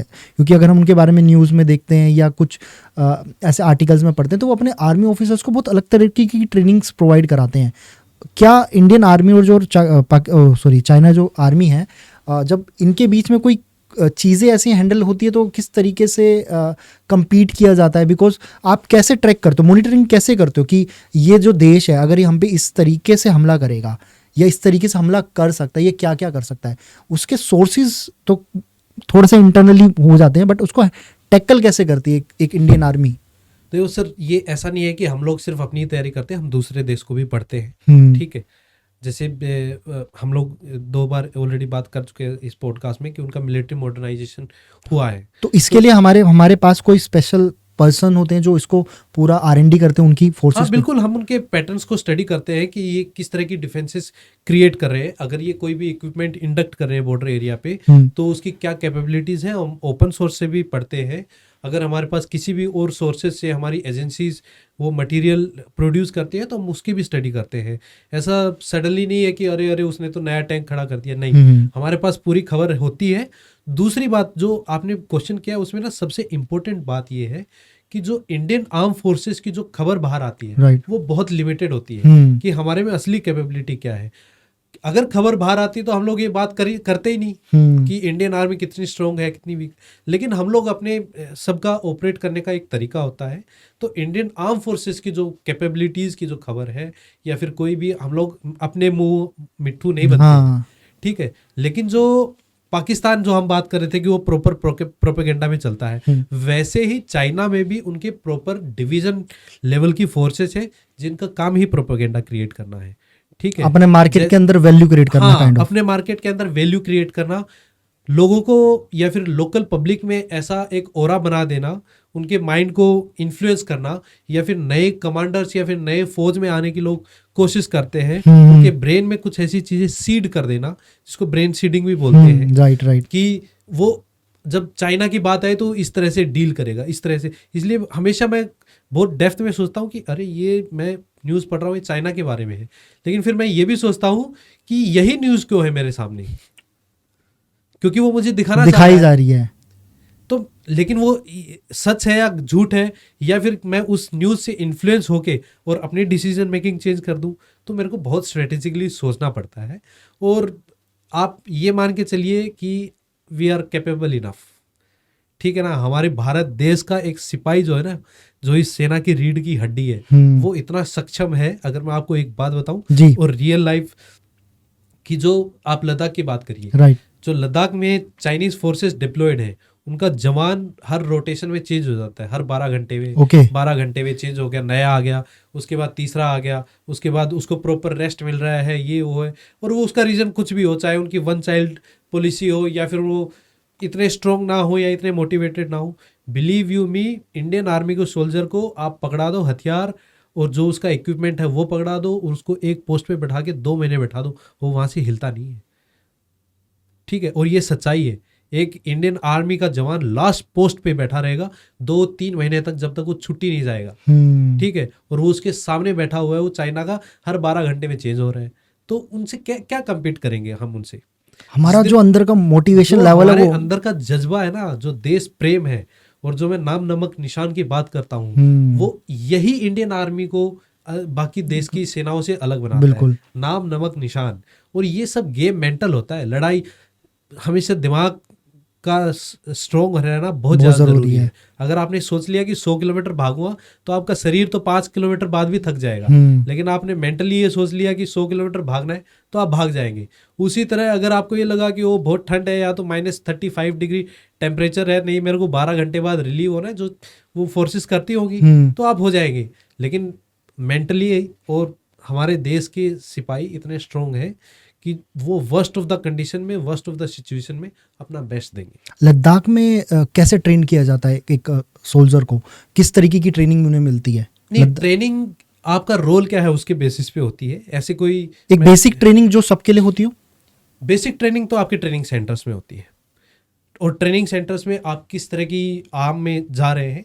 जैसे आप इन्फेंट्री में जाएंगे तो इन्फेंट्री के अलग अलग ट्रेनिंग सेंटर, ओके, जिसको BMT भी बोलते हैं, बेसिक मिलिट्री। सबसे स्ट्रॉन्ग ट्रेनिंग किस कैटेगरी के अंदर होती है? स्ट्रॉन्ग ट्रेनिंग मैं ये बोलूँगा कि सब अपने अपने, आप ये नहीं कह सकते कि इनकी जैसे स्पेशल फोर्स को बहुत ऐसा माना जाता है कि ये बहुत अलग तरीके, इनकी ट्रेनिंग बहुत अलग है। इन हेल वीक आपने सुना होगा, एक हफ्ते उनको जगाए रखा। स्पेशल फोर्सेस की ये बात है कि वो स्पेशल फोर्सेस इसलिए है क्योंकि उनको कुछ स्पेशल टास्क दी जाती है, और वो टास्क उनको जो डेजिग्नेट की जाती है वो कुछ स्पेसिफिक रोल के लिए होती है। लेकिन हर जो भी इंडियन आर्मी में जो भी यूनिट्स हैं, जिस का भी नेचर ऑफ जॉब है, वो उसमें प्रोफिशिएंट होती है। फॉर एग्जांपल, अगर ASC का काम ये है कि मुझे लास्ट ऑफ द पर्सन है, वहाँ तक सप्लाई चेन क्रिएट करनी है, और वहाँ तक मुझे जो भी मेरे जवान डिप्लॉयड है उनको मेंटेन करना है। अगर for example core of engineers का काम है कि मुझे लास्ट पोस्ट तक ऐसा इंफ्रास्ट्रक्चर क्रिएट करना है, डिफेंस सिस्टम्स क्रिएट करने हैं जहाँ मेरा जवान सक्षम रहे, सेफ रहे, सिक्योर रहे, तो वो क्रिएट करती है। वैसे ही स्पेशल फोर्सेस का जो भी टास्क है वो उसमें बेस्ट है। तो स्पेशल फोर्सेस का जो टास्क है उसमें स्पेशल फोर्सेस बेस्ट है, no doubt, and best in world है। अगर कोई इंजीनियर रिलेटेड टास्क है तो वो उसमें कोर ऑफ इंजीनियर्स बेस्ट है। अगर कोई सप्लाई चेन रिलेटेड टास्क है तो उसमें सर्विसेज कोर, क्योंकि सब एक दूसरे से जुड़कर काम करते हैं। आइसोलेशन में कोई काम नहीं करता है, ठीक है। अगर जैसे कि स्पेशल फोर्सेस की अगर हम बात करें, एक एग्जांपल ले कि स्पेशल फोर्सेस किसी काम के लिए जा रही हैं और उन्होंने कम्युनिकेशन सिस्टम एस्टेब्लिश करना है, तो उनको कौन प्रोवाइड करेगा? आप लोग। उनके पास लोकल तो चलो कम्युनिकेट करने के लिए है, लेकिन उनको और भी एडवांस कम्युनिकेशन सिस्टम, तो कोर ऑफ सिग्नल्स जैसे है, तो वो उनके एफर्ट को इंटीग्रेट करेगी। तो हमेशा कोई भी आइसोलेशन में ऑपरेट नहीं करता है, हमेशा ये इंटीग्रेटेड एफर्ट होता है। वो इकोसिस्टम डेवलप किया जाता है जहाँ सब लोग एफिशिएंटली काम कर सकें। For example, core of engineers में जो एक सेपर है, जो जवान है, वो इतने भारी पैनल उठाता है कि दूसरा कोई लोकल आदमी उसको देखेगा तो पागल हो जाएगा। वेट इतना होता है उसमें। वेट इतना होता है। वैसे ही अगर स्पेशल फोर्सेस का जवान हमारा, जब वो 7-7, 10-10, 20-20 दिन जंगल में बैठा रहता है और वो चूं तक नहीं करता है, क्योंकि उसको देख के और जिस काम के लिए वो आया है उसको वो करना है, तो आप उसकी भी हिम्मत देखिए, मेहनत देखिए। तो इसी तरह से सबके अपने अपने काम डिवाइडेड है, लेकिन एट द एंड एक ऐसा इकोसिस्टम डेवलप किया जाता है जहां सब लोग अपना काम most efficiently and most proficiency के साथ पूरा कर सकते। जैसे आपने स्पेशल फोर्स को बताया, क्योंकि वो बहुत सिनेरियो पे बहुत दिन तक बैठे होते हैं। बिल्कुल। उसी सिनेरियो में एक इंडियन सोल्जर भी होता है, कभी ना कभी जाता है, या वॉर सिचुएशन में। इस सिनेरियो में कंपलसरी है कि एक इंडियन, जब कोई पर्सन एक आर्मी को ज्वाइन कर रहा है, तो उसको नॉन वेजिटेरियन होना ज़रूरी है? नहीं, ऐसा कुछ ज़रूरी नहीं है, क्योंकि उस समय पे खाना नहीं मिलता, तो उनको कैसा कुछ खाना पड़ता है। मैं आपको बताता हूँ, और ये एक मिसनोवर में है ना, दूर करना चाहता हूँ। जी। लोग ना रील देख देख के ना पागल हो गए। भारतीय सेना भूखी नहीं है, और ना भारतीय सेना के पास इक्विपमेंट की कमी है, ठीक है ना। We are best in everything, believe you me. लेकिन मैं ये कहता हूँ कि मिलिट्री मॉडर्नाइजेशन एक कंटिन्यूस प्रोसेस है, चेंजेस और इम्प्रूवमेंट होते रहेंगे, ठीक है। हमारे पास सारी फैसिलिटीज़ है सर। कोई ये बोलता है ना आके कि नॉन वेजिटेरियन खाना पड़ेगा, कुत्ता खाना पड़ेगा, ये सांप पकड़ के खाना पड़ेगा, ये सब बकवास की बातें हैं। बट कई सिनेरियो में देखा गया है कि सर कि तब फंस जाता है बंदा, तो आप लोगों को इस तरीके की सिचुएशन के लिए भी ट्रेन किया जाता है कि इस तरह आप की सिचुएशन के लिए ट्रेन किया जाता है। और सिचुएशन के लिए ट्रेन करने का मतलब ये है कि कोई भी ऐसी सिचुएशन आएगी तो मैं उसमें अपने आप को अडेप्ट कर सकूं। तो वो एक वन ऑफ द कंटिजेंसी है कि मैं वहां फंस गया, किसी ऐसी जगह पे चला गया जहां मुझे 5 दिन रहना था और मुझे 10 दिन रहना पड़ गया वहां पे।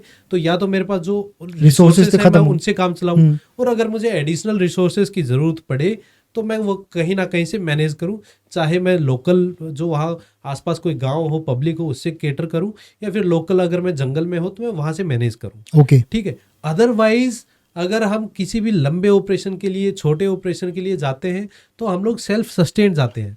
हमारे वो तो पास पूरी आपकी यूनिटी भी चलती है साथ में, रेडी टू ईट होते हैं, सप्लाई चेन प्रॉपर मेंटेन की जाती है। अगर बड़े लॉन्ग रेंज पेट्रोल्स के लिए जाते हैं या फिर लॉन्ग ड्यूरेशंस के लिए जाते हैं तो सब कुछ क्रिएटेड होता है। अगर हमें सपोर्ट चाहिए होती है तो इंडियन आर्मी इतनी मॉडर्नाइज हो चुकी है कि हेलीकॉप्टर से, बाकी और किसी मैकेनिज्म से आपको पूरी सपोर्ट दी जाती है। तो ये हम लोग ना मतलब बहुत पुरानी बातें हो गई कि क्या आप ऐसे सस्टेन करेंगे, ये बट ट्रेनिंग दी जाती है, राइट? ट्रेनिंग दी जाती है। और 100 में से एक ऐसी सिचुएशन होती है या 2 ऐसी सिचुएशन होती है, या फिर कोई एक स्पेसिफिक ऐसा कोई ऐसी कंटिजेंसी हो गई। फॉर एग्जांपल कि मैं लोकेशन ए पे गया था, वहाँ कोई एवलांच आ गया, और आप या फिर कोई और कुछ ऐसी मिसहैपनिंग हो गई है जहाँ सप्लाई चेन मेरी कट गई है, जहाँ मेरा कम्युनिकेशन सिस्टम डिसरप्ट हो गया।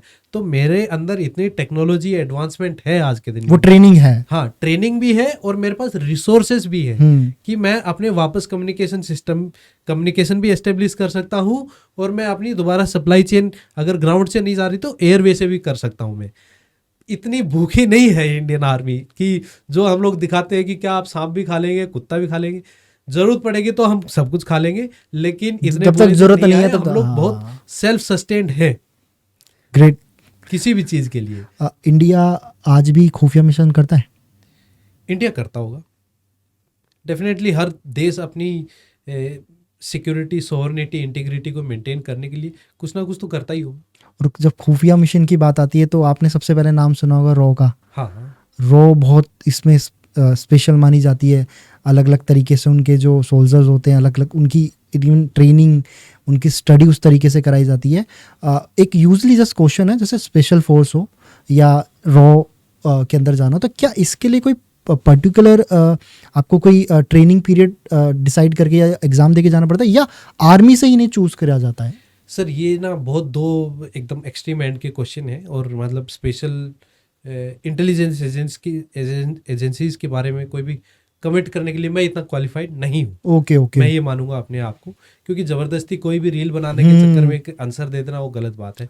हाँ, मैं फ़ौज की बता सकता हूँ। जैसे फ़ौज में स्पेशल फोर्सेस है तो आपके ट्रेनिंग के बाद ही जैसे आप अलग अलग यूनिट में कमीशन होते हैं तो वहाँ से ऑप्ट कर सकते हैं कि हाँ मुझे स्पेशल फोर्सेस में जाना है। तो आपने बहुत बार देखा होगा कि इतनी बड़ी पासिंग आउट परेड चल रही है, उसमें 5, 8, 10 लोग कॉम्बैट पहने खड़े रहते हैं जो स्पेशल फोर्सेस के लिए ऑप्ट करते हैं। लोग ट्रेनिंग एकेडमी से भी सीधा जा सकते हैं, लोग यूनिट्स में आने के बाद भी फॉर्म फिलअप करके और स्पेशल फोर्सेस के लिए ऑप्ट करते हैं। और उसके बाद उनका प्रोबेशन पीरियड होता है। प्रोबेशन पीरियड में भी सबका अपना अपना, कोई यूनिट 3 महीने का करती है, कोई 4 महीने का, कोई 6 महीने का करती है। जब प्रोबेशन में आप क्वालिफाई अगर हो जाते हैं तो आप उसी यूनिट में एब्जॉर्व कर लिए जाते हैं, नहीं तो वापस आपकी जो फॉल बैक यूनिट होती है आप उसमें भेज दिए जाते हैं। ओके। एज अ मेजर, एक मेजर की क्या रिस्पॉन्सिबिलिटीज और ड्यूटीज होती हैं? नेचर ऑफ ड्यूटीज चेंज होते रहता है कि आप किस आर्म में हैं, आप कहाँ पे डिप्लॉयड है। लेकिन मैं ये बताऊंगा अगर मोटा मोटी जनरल पब्लिक को समझाने के लिए कि एक मेजर एक कंपनी जो होती है उसके लिए जिम्मेवार होती है। अब वो कंपनी अगर फील्ड में है तो उस कंपनी में जितने भी जवान हैं उनकी डे टू डे एक्टिविटीज़ को ठीक करना, मैनेज करना, कोई भी ह्यूमन HR रिलेटेड इशू होता है उसको ठीक करना, उस कंपनी को ट्रेन करना, उस कंपनी की जो भी प्रोसीजर्स है, तरतीब है, उसको डेवलप करना, उसको मिशन के लिए रेडी बनाना, रिसोर्सेज भी देना। रिसोर्सेज के लिए डेफिनेटली कंपनी कमांडर हर तरह से कोऑर्डिनेट करने के लिए जिम्मेवार होता है। ओके। यहाँ से लेके कि मेरी कंपनी में आएगा राशन कब आएगा, कितनी डिमांड जाएगी, उससे लेके, और अगर मेरी कंपनी को कोई भी टास्क दी जाती है कि आप फलाना हाइट को कैप्चर करेंगे, वहाँ तक की ट्रेनिंग के लिए एक कंपनी कमांडर की जिम्मेवारी होती है। और उस कंपनी में लगभग आप मोटा मोटी, वैसे तो आर्म टू आर्म चेंज होती रहती है स्ट्रेंथ, लेकिन आप ये मान के चलिए कि 125 से 150 लोगों की जिम्मेवारी उस कंपनी कमांडर पे होती है। ओके। कि आप इनके हर तरह से जिम्मेवार हैं। अगर इनको खाना चाहिएगा तो आप इनकी राशन के लिए भी आप जिम्मेवार हैं। अगर कोई मेडिकल इमरजेंसी होती है तो भी आपने उसके लिए जिम्मेवार हैं। इनकी ट्रेनिंग के लिए भी आप जिम्मेवार हैं। और उनको जो मेन हमारा टर्मिनल ऑब्जेक्टिव है, चाहे मान लो कि मैं बॉर्डर गार्डिंग में हूँ, बॉर्डर डिफेंस में लगा हुआ हूँ, मैं इंटरनल सिक्योरिटी में लगा हूँ, मैं ह्यूमन असिस्टेंस, ये जिसको human assistance and disaster relief बोलते हैं, उसमें किसी भी नेचर ऑफ ऑपरेशन में मैं हूँ, वो मेरी जिम्मेवारी है उन 125 लोगों को देखरेख करना, लोगों को देखरेख करने की। ओके। तो ये जिम्मेवारी होती है। एक आर्मी ऑफिसर की प्रमोशंस किस बेसिस पर होती है? प्रमोशंस कुछ टाइम तक, जब तक आप लेफ्टिनेंट कर्नल बनते हैं, वो टाइम बेस्ड प्रमोशंस होती हैं। लेकिन वो टाइम बेस्ड प्रमोशन भी तभी इम्प्लीमेंट होती हैं जब आप कुछ स्पेसिफिक एग्जाम पास करते हैं। जैसे लेफ्टिनेंट से कैप्टन बनने के लिए आपको एक एग्ज़ाम देना पड़ता है, कैप्टन से मेजर बनने के लिए आपको एक एग्ज़ाम देना पड़ता है, और मेजर से लेफ्टिनेंट कर्नल बनने के लिए आपको एग्ज़ाम देना पड़ता है। वो हमारे part B, part D exam चलते रहते हैं। लेफ्टिनेंट कर्नल से आगे बढ़ने के लिए फिर आपका सिलेक्शन क्राइटेरिया होता है कि इन 100 लेफ्टिनेंट कर्नल से इनमें से कौन सी आर्म में कितने आगे कर्नल बनेंगे, और उसके बाद कर्नल से आगे रैंक फिर सिलेक्शन बेस्ड होता है। ओके। क्या इस सिनेरियो के अंदर ये जो आपने बताया कि एग्जाम तो क्लियर करने होते, किसी बेस पे कोई हम एक सोल्जर कोई बहुत अच्छा टास्क कर देता है या किसी वॉर के अंदर, उस बेसिस पे भी उसे प्रमोशन मिल जाती है? सोल्जर को सडनली आप ऑफिसर नहीं बना सकते। जैसे कि मैं आपको एग्जांपल दूं कि नीरज चोपड़ा जो जेवलिन के गोल्ड मेडलिस्ट भी हैं, और इस बार उनको सिल्वर भी मिला है।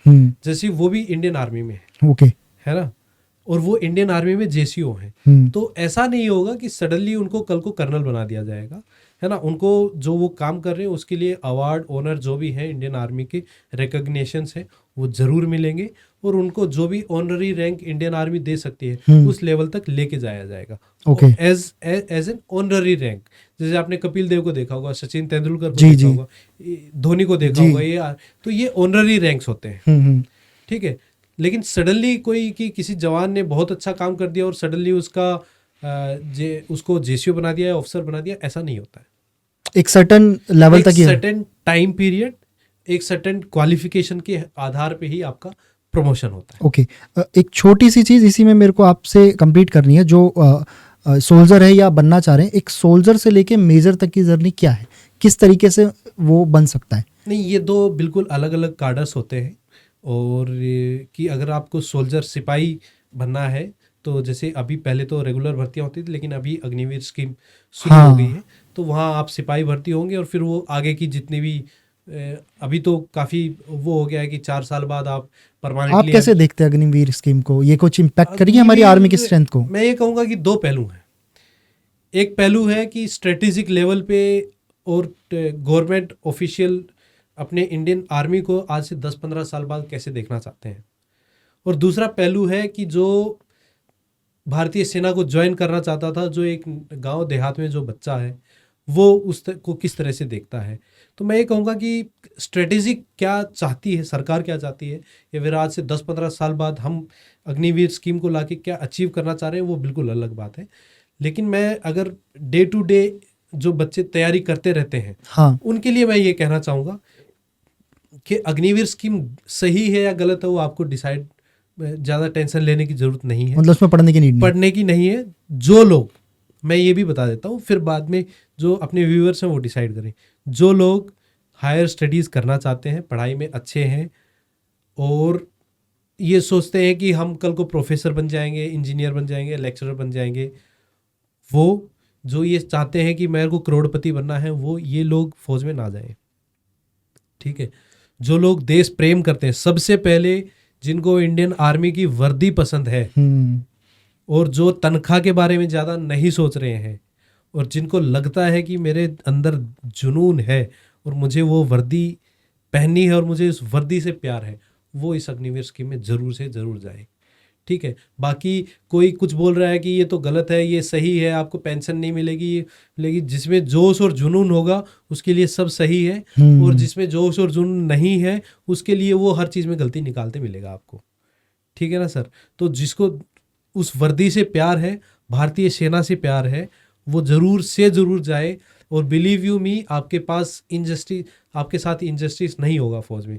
अगर आप में कैपेबिलिटी है, आप में कैपेसिटी है, तो आप वो 4 साल के बाद भी उनमें 25% में या फिर रिक्वायरमेंट के हिसाब से अगर बढ़ती भी हैं वैकेंसीज, तो आप उसमें एब्जॉर्व हो जाएंगे।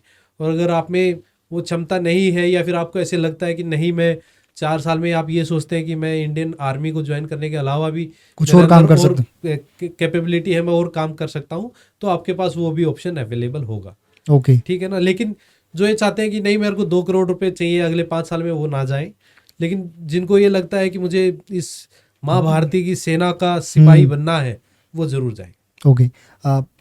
जब एक आपने जब ज्वाइनिंग करी, हर एक लाइक मैं वैसे बात करूं, जैसे आप आर्मी फोर्सेस में, चाहे नेवी हो, चाहे आपकी एयर फोर्सेस हो, किसी भी एक प्रण होता है कि हम जब ज्वाइन करते हैं ना, एक शपथ ली जाती है। हाँ, शपथ ली वो जाती शपथ है। क्या है? वो शपथ यही है कि मेरे को बाय लैंड, सी या एयर रूट से कहीं पे भी भेजा जाएगा और किसी भी सिचुएशन में डिप्लॉय किया जाएगा, मैं उसके लिए हमेशा हाजिर हूँ। आप मतलब किसी सिनेरियो में आप छुट्टी पे आए हो, हाँ, और आपको इमरजेंसी में बुला लिया गया, तो कंपलसरी है कि आपको जाना पड़ेगा? हाँ, या कंपलसरी है मेरे लिए। मतलब अगर आप वो सिनेरियो बहुत इंपॉर्टेंट है तो भी आप मना नहीं कर सकते? मैं क्यों मना करूँगा? मैंने कसम खा रखी है ना कि जब भी मेरी ज़रूरत पड़ेगी, और हवाई रास्ते से, ज़मीन के रास्ते से, पानी के रास्ते से, जहाँ भी मुझे भेजा जाएगा मैं जाऊँगा। तो यही तो मेरी कसम है। ऐसे थोड़ी है कि मेरा बच्चा बीमार है मैं तो नहीं जाऊँगा, आज मेरे को ये हो गया है, आज मेरे कपड़े नहीं सिले हैं तो मैं नहीं जाऊँगा, ऐसे थोड़ी होता है। यही मुझे लगता है कि ना, ये जो कॉन्फिडेंट और ये जो अंदर जज्बा है, ये सिर्फ हमारे इंडियन आर्मी सोल्जर और जो हमारे देश के लिए काम करते हैं उन सभी में है। क्योंकि तभी आपने बताया ना कि जो पैसा कमा रहे हैं या जिनको 2 करोड़ कमाने हैं, वो इसको ना चूज़ करे, जिसके लिए सबसे पहले देश है, इंडियन आर्मी है, और उससे भी पहले देखो, जो पैसे के लिए और ये चूज कर रहे हैं ना, वो तो नहीं, जो -40 डिग्री में 2 महीने एक ही पोस्ट पे नहीं बैठेगा सर, एक दिन भी नहीं बैठता है। फिजिकली नहीं, वो मेंटली भी बहुत ट्रॉमाटाइजिंग होता है कि आपको चारों तरफ देखो बर्फ ही बर्फ। वो जेल से कम नहीं है एक, अगर सेंस में आप देखें कि अच्छा आपके पास सुबह आ रहा है खाना, चलने के लिए रोड नहीं है, ब्रेकफास्ट आ रहा है, लंच आ रहा है, डिनर बन रहा है, आप एक टकटकी निगाह लगाए एक तरफ अपना हथियार लेके, शिस्त लेके बैठे हुए हैं, तो क्या है वो? एक तरह से वही है। तो जो कमज़ोर दिल वाले हैं और जो मेंटली इतने फिट नहीं है, वो तो वहाँ पे गिव अप कर जाएंगे। जिसमें जज्बा है, जो बार बार अपनी यूनिफॉर्म की तरफ देखता है और वो प्राउड फील करता है कि हाँ, जो करना था, जो अचीव करना था, वो कर लिया है, और अब आगे भी अपना जो भी बलिदान होगा उसे देंगे, तो वो हमेशा मोटिवेट। आप लोग कैसे खुद को वैसे मोटिवेट करते हो? क्योंकि ऐसी जगहों पे ना नेटवर्क होते हैं, ना फोन्स अलाउड होते हैं, तो कैसे एंटरटेन करते हो? क्योंकि हर किसी को एक थोड़ी सी एंटरटेनमेंट की नीड होती है। ऐसा थोड़ा ना कि एक जो आर्मी सोल्जर है वो ह्यूमन नहीं है, उसको एंटरटेन की जरूरत है। तो कैसे एंटरटेन करते फोन हैं? वोन तो आजकल हर जगह अवेलेबल है, नेटवर्क भी अच्छा अवेलेबल है, लेकिन एंटरटेनमेंट की बात ये है कि जो फौज में भर्ती होता है ना, वो वहाँ पे एक फैमिली बन जाती है। हाँ, ठीक है, मैं अगर 12 महीने में से 10.5 महीने या 10 महीने वहाँ उन लोगों के साथ रहता हूँ और 1.5 महीने में अपने घर वालों के साथ रहता हूँ, तो मेरे लिए वो इम्पोर्टेंट है, मेरे लिए वो लाइफस्टाइल इम्पोर्टेंट है। ठीक है, और हम लोग सारे दिन ऐसा नहीं है कि हथियार लेके और घूमते रहते हैं। हमारे भी सेट प्रोसीजर्स होते हैं, एक वे ऑफ लाइफ होता है कि सुबह अगर जगह है फिजिकल फिटनेस के लिए ट्रेनिंग करनी है तो पीटी करनी है, वो सब है। उसके बाद खाने वाने के अच्छे अरेंजमेंट्स हैं हमारे पास, क्लास चलनी है उसके अरेंजमेंट्स है, ऑफिस की रिक्वायरमेंट है, तो वो है। हम लोग आपस में भी बातचीत भी करते हैं, हमारे भी एंटरटेनमेंट फंक्शंस होते हैं। तो ऐसा नहीं है कि हम लोग एकदम सख्त चेहरा लेके और सख्त दिल लेके और बैठे रहते हैं। हम भी इंसान हैं, और जो एक इंसान को करना चाहिए। मस्ती करते हैं सब? हाँ, सब मस्ती करते हैं, खेलते हैं, हम आपस में खेलते हैं। ठीक है, अगर टीवी देखना है तो जवानों के साथ बैठ के टीवी देखते हैं, मैं जहाँ भी ज़रूरत पड़ती हो जो भी करते हैं हम लोग। इंडियन सोल्जर्स की फैमिली भी बहुत सेक्रीफाइस करती है एक सोल्जर के साथ। आप उसको कैसे देखते हो? मेरा ये मानना है, अगर एक लाइन में मैं जी। मानूं ना, तो एक तो वो है जो ड्रेस पहन के बैठा है, हम्म। और एक है घर पे। मुझे ऐसा लगता है आर्मी वाइफ ही असली सोल्जर होती हैं, क्योंकि उनका सेक्रीफाइस इतना ज़्यादा होता है, उसको कोई आप काउंट नहीं कर नॉर्मल सकते। बयान नहीं कर सकते हैं। और सेम वो पेरेंट्स। बेचारे जो पीछे पेरेंट्स हैं या फिर आर्मी वाइफ है, वो खुद को संभालती है, बच्चों को संभालती है, खुद के पेरेंट्स को संभालती है, उस फौजी के पेरेंट्स को संभालती है, समाज में, सोसाइटी में जो अपनी डे टू डे फंक्शनिंग है उसको संभालती है, और वो उसके पीछे खड़ी रहती हैं मोटिवेशन, सोर्स ऑफ इंस्पिरेशन बन के। अगर कोई आदमी पीछे से सपोर्ट नहीं है नहीं कर और पाता। फैमिली में थोड़ा सा वो रहता है, तो वो मोटिवेट इतना रह नहीं पाएगा, इतनी हार्श कंडीशंस, इतना हार्श टेम्परेचर, या फिर इतने डिफिकल्ट सिचुएशन में। तो मैं ये कहूँगा कि जो पीछे फोर्स, बिहाइंड द फोर्स है ना, वो असली में आर्मी वाइफ्स है, आर्मी फैमिलीज। इसलिए उन्हें बिहाइंड द फोर्स कहते हैं। हाँ, इसलिए वो फोर्स बिहाइंड द, एक्चुअली में वही फोर्स है। मैं ये कहूँगा कि वो असली फोर्स है, और हम लोग उनके पीछे बिहाइंड द फोर्स है, जो कि अपने हथियार लेके खड़े काम कर रहे हैं। एक मेजर की सैलरी कितनी होती है? डिपेंड करता है।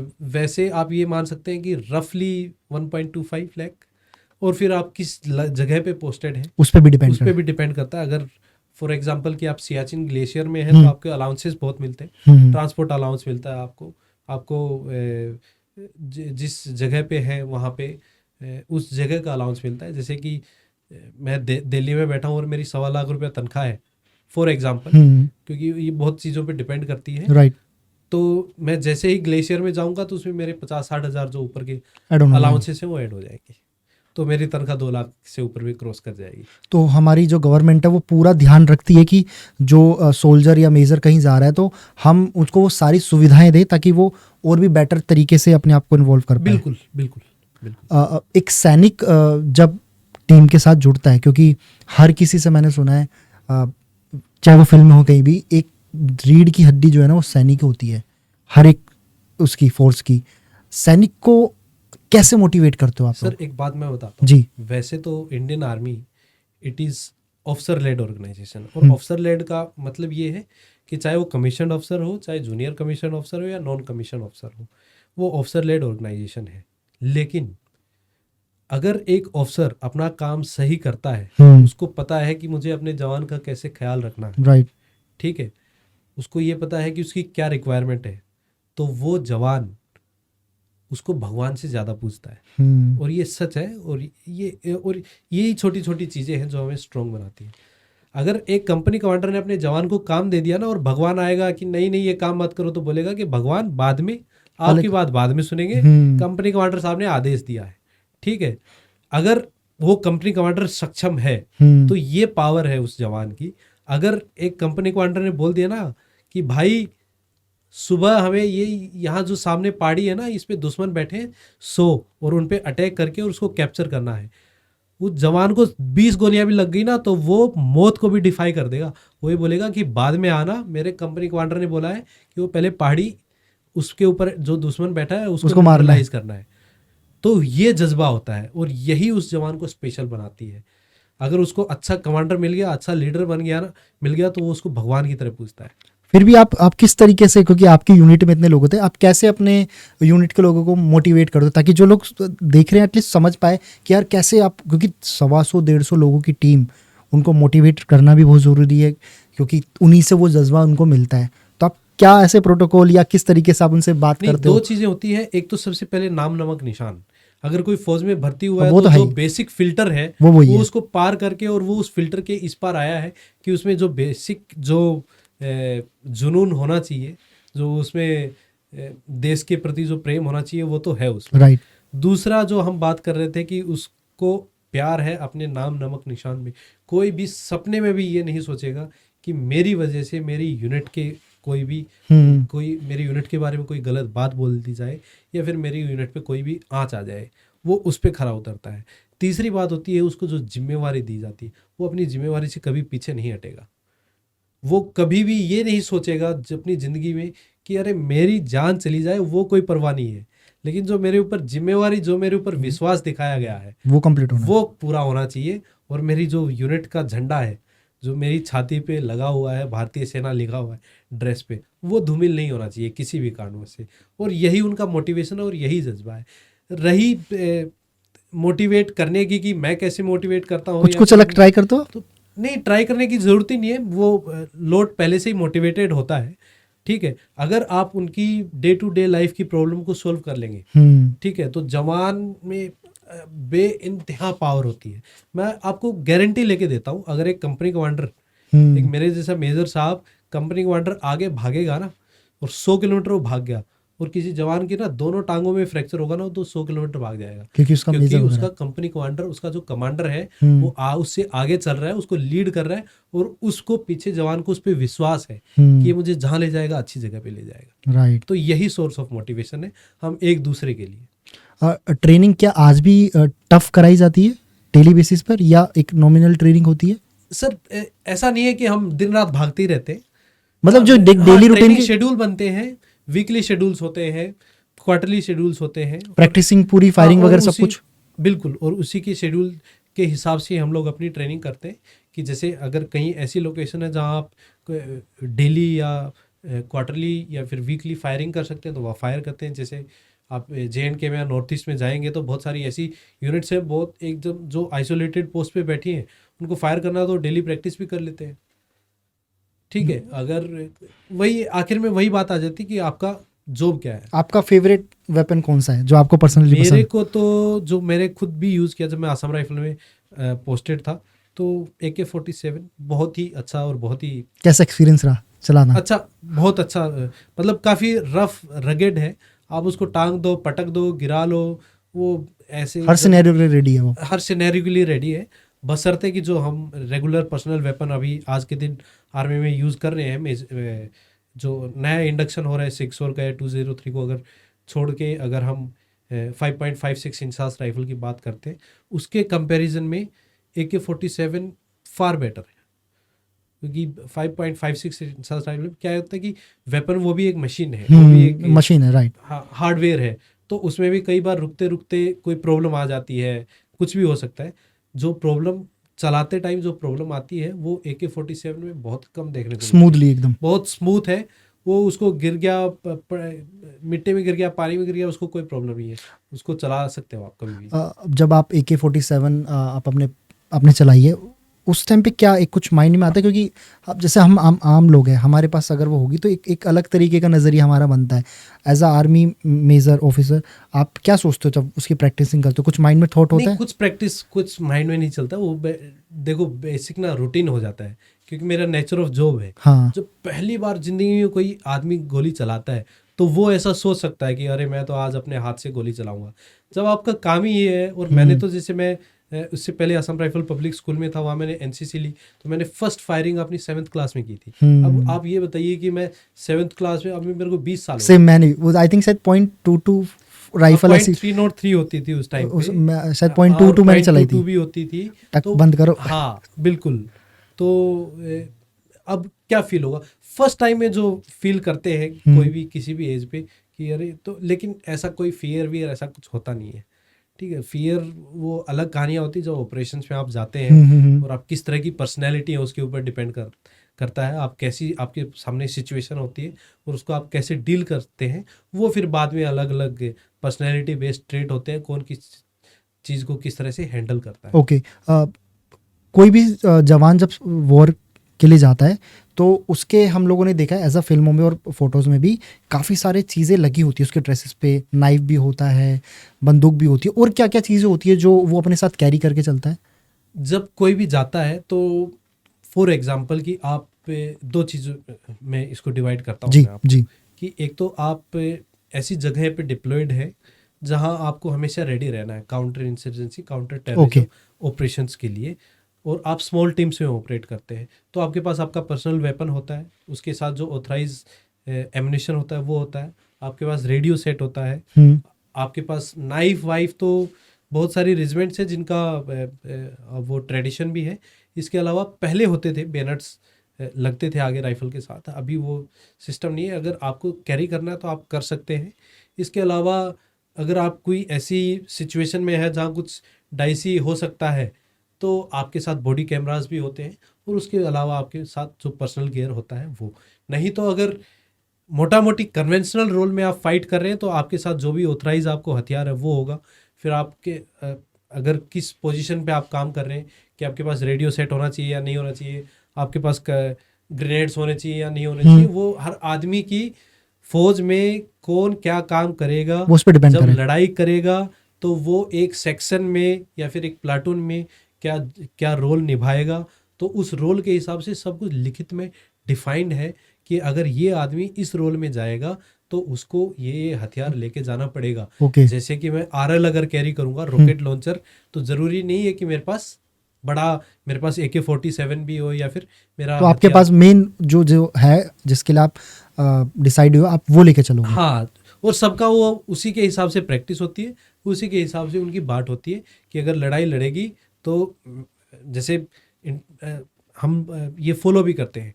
फॉर एग्जांपल कि कोई भी जवान इंटरव्यू के लिए आता है तो बताता है, जय हिंद श्रीमान, मेरा नाम ये है, मैं इस कंपनी के इस प्लाटून का इस सेक्शन का बंदा हूँ, और मेरा हथियार ये है, मेरा बडी ये है, वो सब डिफाइंड चीज़ें होती हैं। ओके।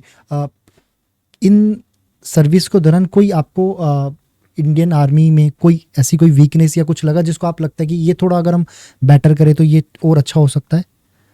नहीं, मुझे तो ऐसा कुछ लगा नहीं, और मैं जो पहले भी दोहरा चुका हूँ कि ये एक ऐसा ऑर्गेनाइजेशन है जिसमें modernisation, improvement in terms of चलती रह रही है। सिस्टम, टैक्टिक्स, वो चलती रहेगी और इम्प्रूव करता रहेगा। मेरे लिए तो मैं ये कहूँगा कि once a soldier always a soldier, तो मैं तो आखिरी दम तक सोल्जर ही रहूँगा। एक इंडियन आर्मी का जो सोल्जर होता है वो सिविलियंस लाइफ को किस नज़र से देखता है, डिफरेंसेस को? सर, मैं ये कहूँगा कि जो बाहर बैठे रहते हैं उनको ये लगता है कि सोल्जर लाइफ बहुत अट्रैक्टिव है। जो सोल्जर है वो ये सोचता है कि बाहर बहुत अट्रैक्टिव है। सिचुएशनल बेस्ड होता है। अगर कोई त्यौहार पे नहीं आ पाता है कोई फौजी, तो ये सोचता है कि अगर यार फौजी ही होते, से ये बाहर सिविल में ही होते। सिविलियन को, जिसको कोई फौज में जाना चाहता था, मोटिवेटेड था, और वो किसी ड्रेस में पहने किसी आदमी को देखता तो वो सोचता है कि वाह क्या लाइफ है। ठीक है, तो नज़रिया पर्सनैलिटी बेस है, लेकिन कोई मतलब ऐसा कोई हार्ड एंड फास्ट रूल नहीं है कि कैसे देखते हैं हम, कैसे देखते हैं। हाँ, डेफिनेटली एक फौजी होता है वो बहुत सारी चीज़ों से वंचित रह जाता है। त्यौहार के उसके हिसाब से लगा लीजिए, चाहे अपने फैमिली को जितना टाइम देना होता है वो नहीं दे पाता है। खुद के बहुत सारी ऐसी सिचुएशंस होती हैं जहाँ उसको उस फैमिली के साथ अवेलेबल होना चाहिए था, लेकिन वो किसी कारणवश नहीं हो पाता है।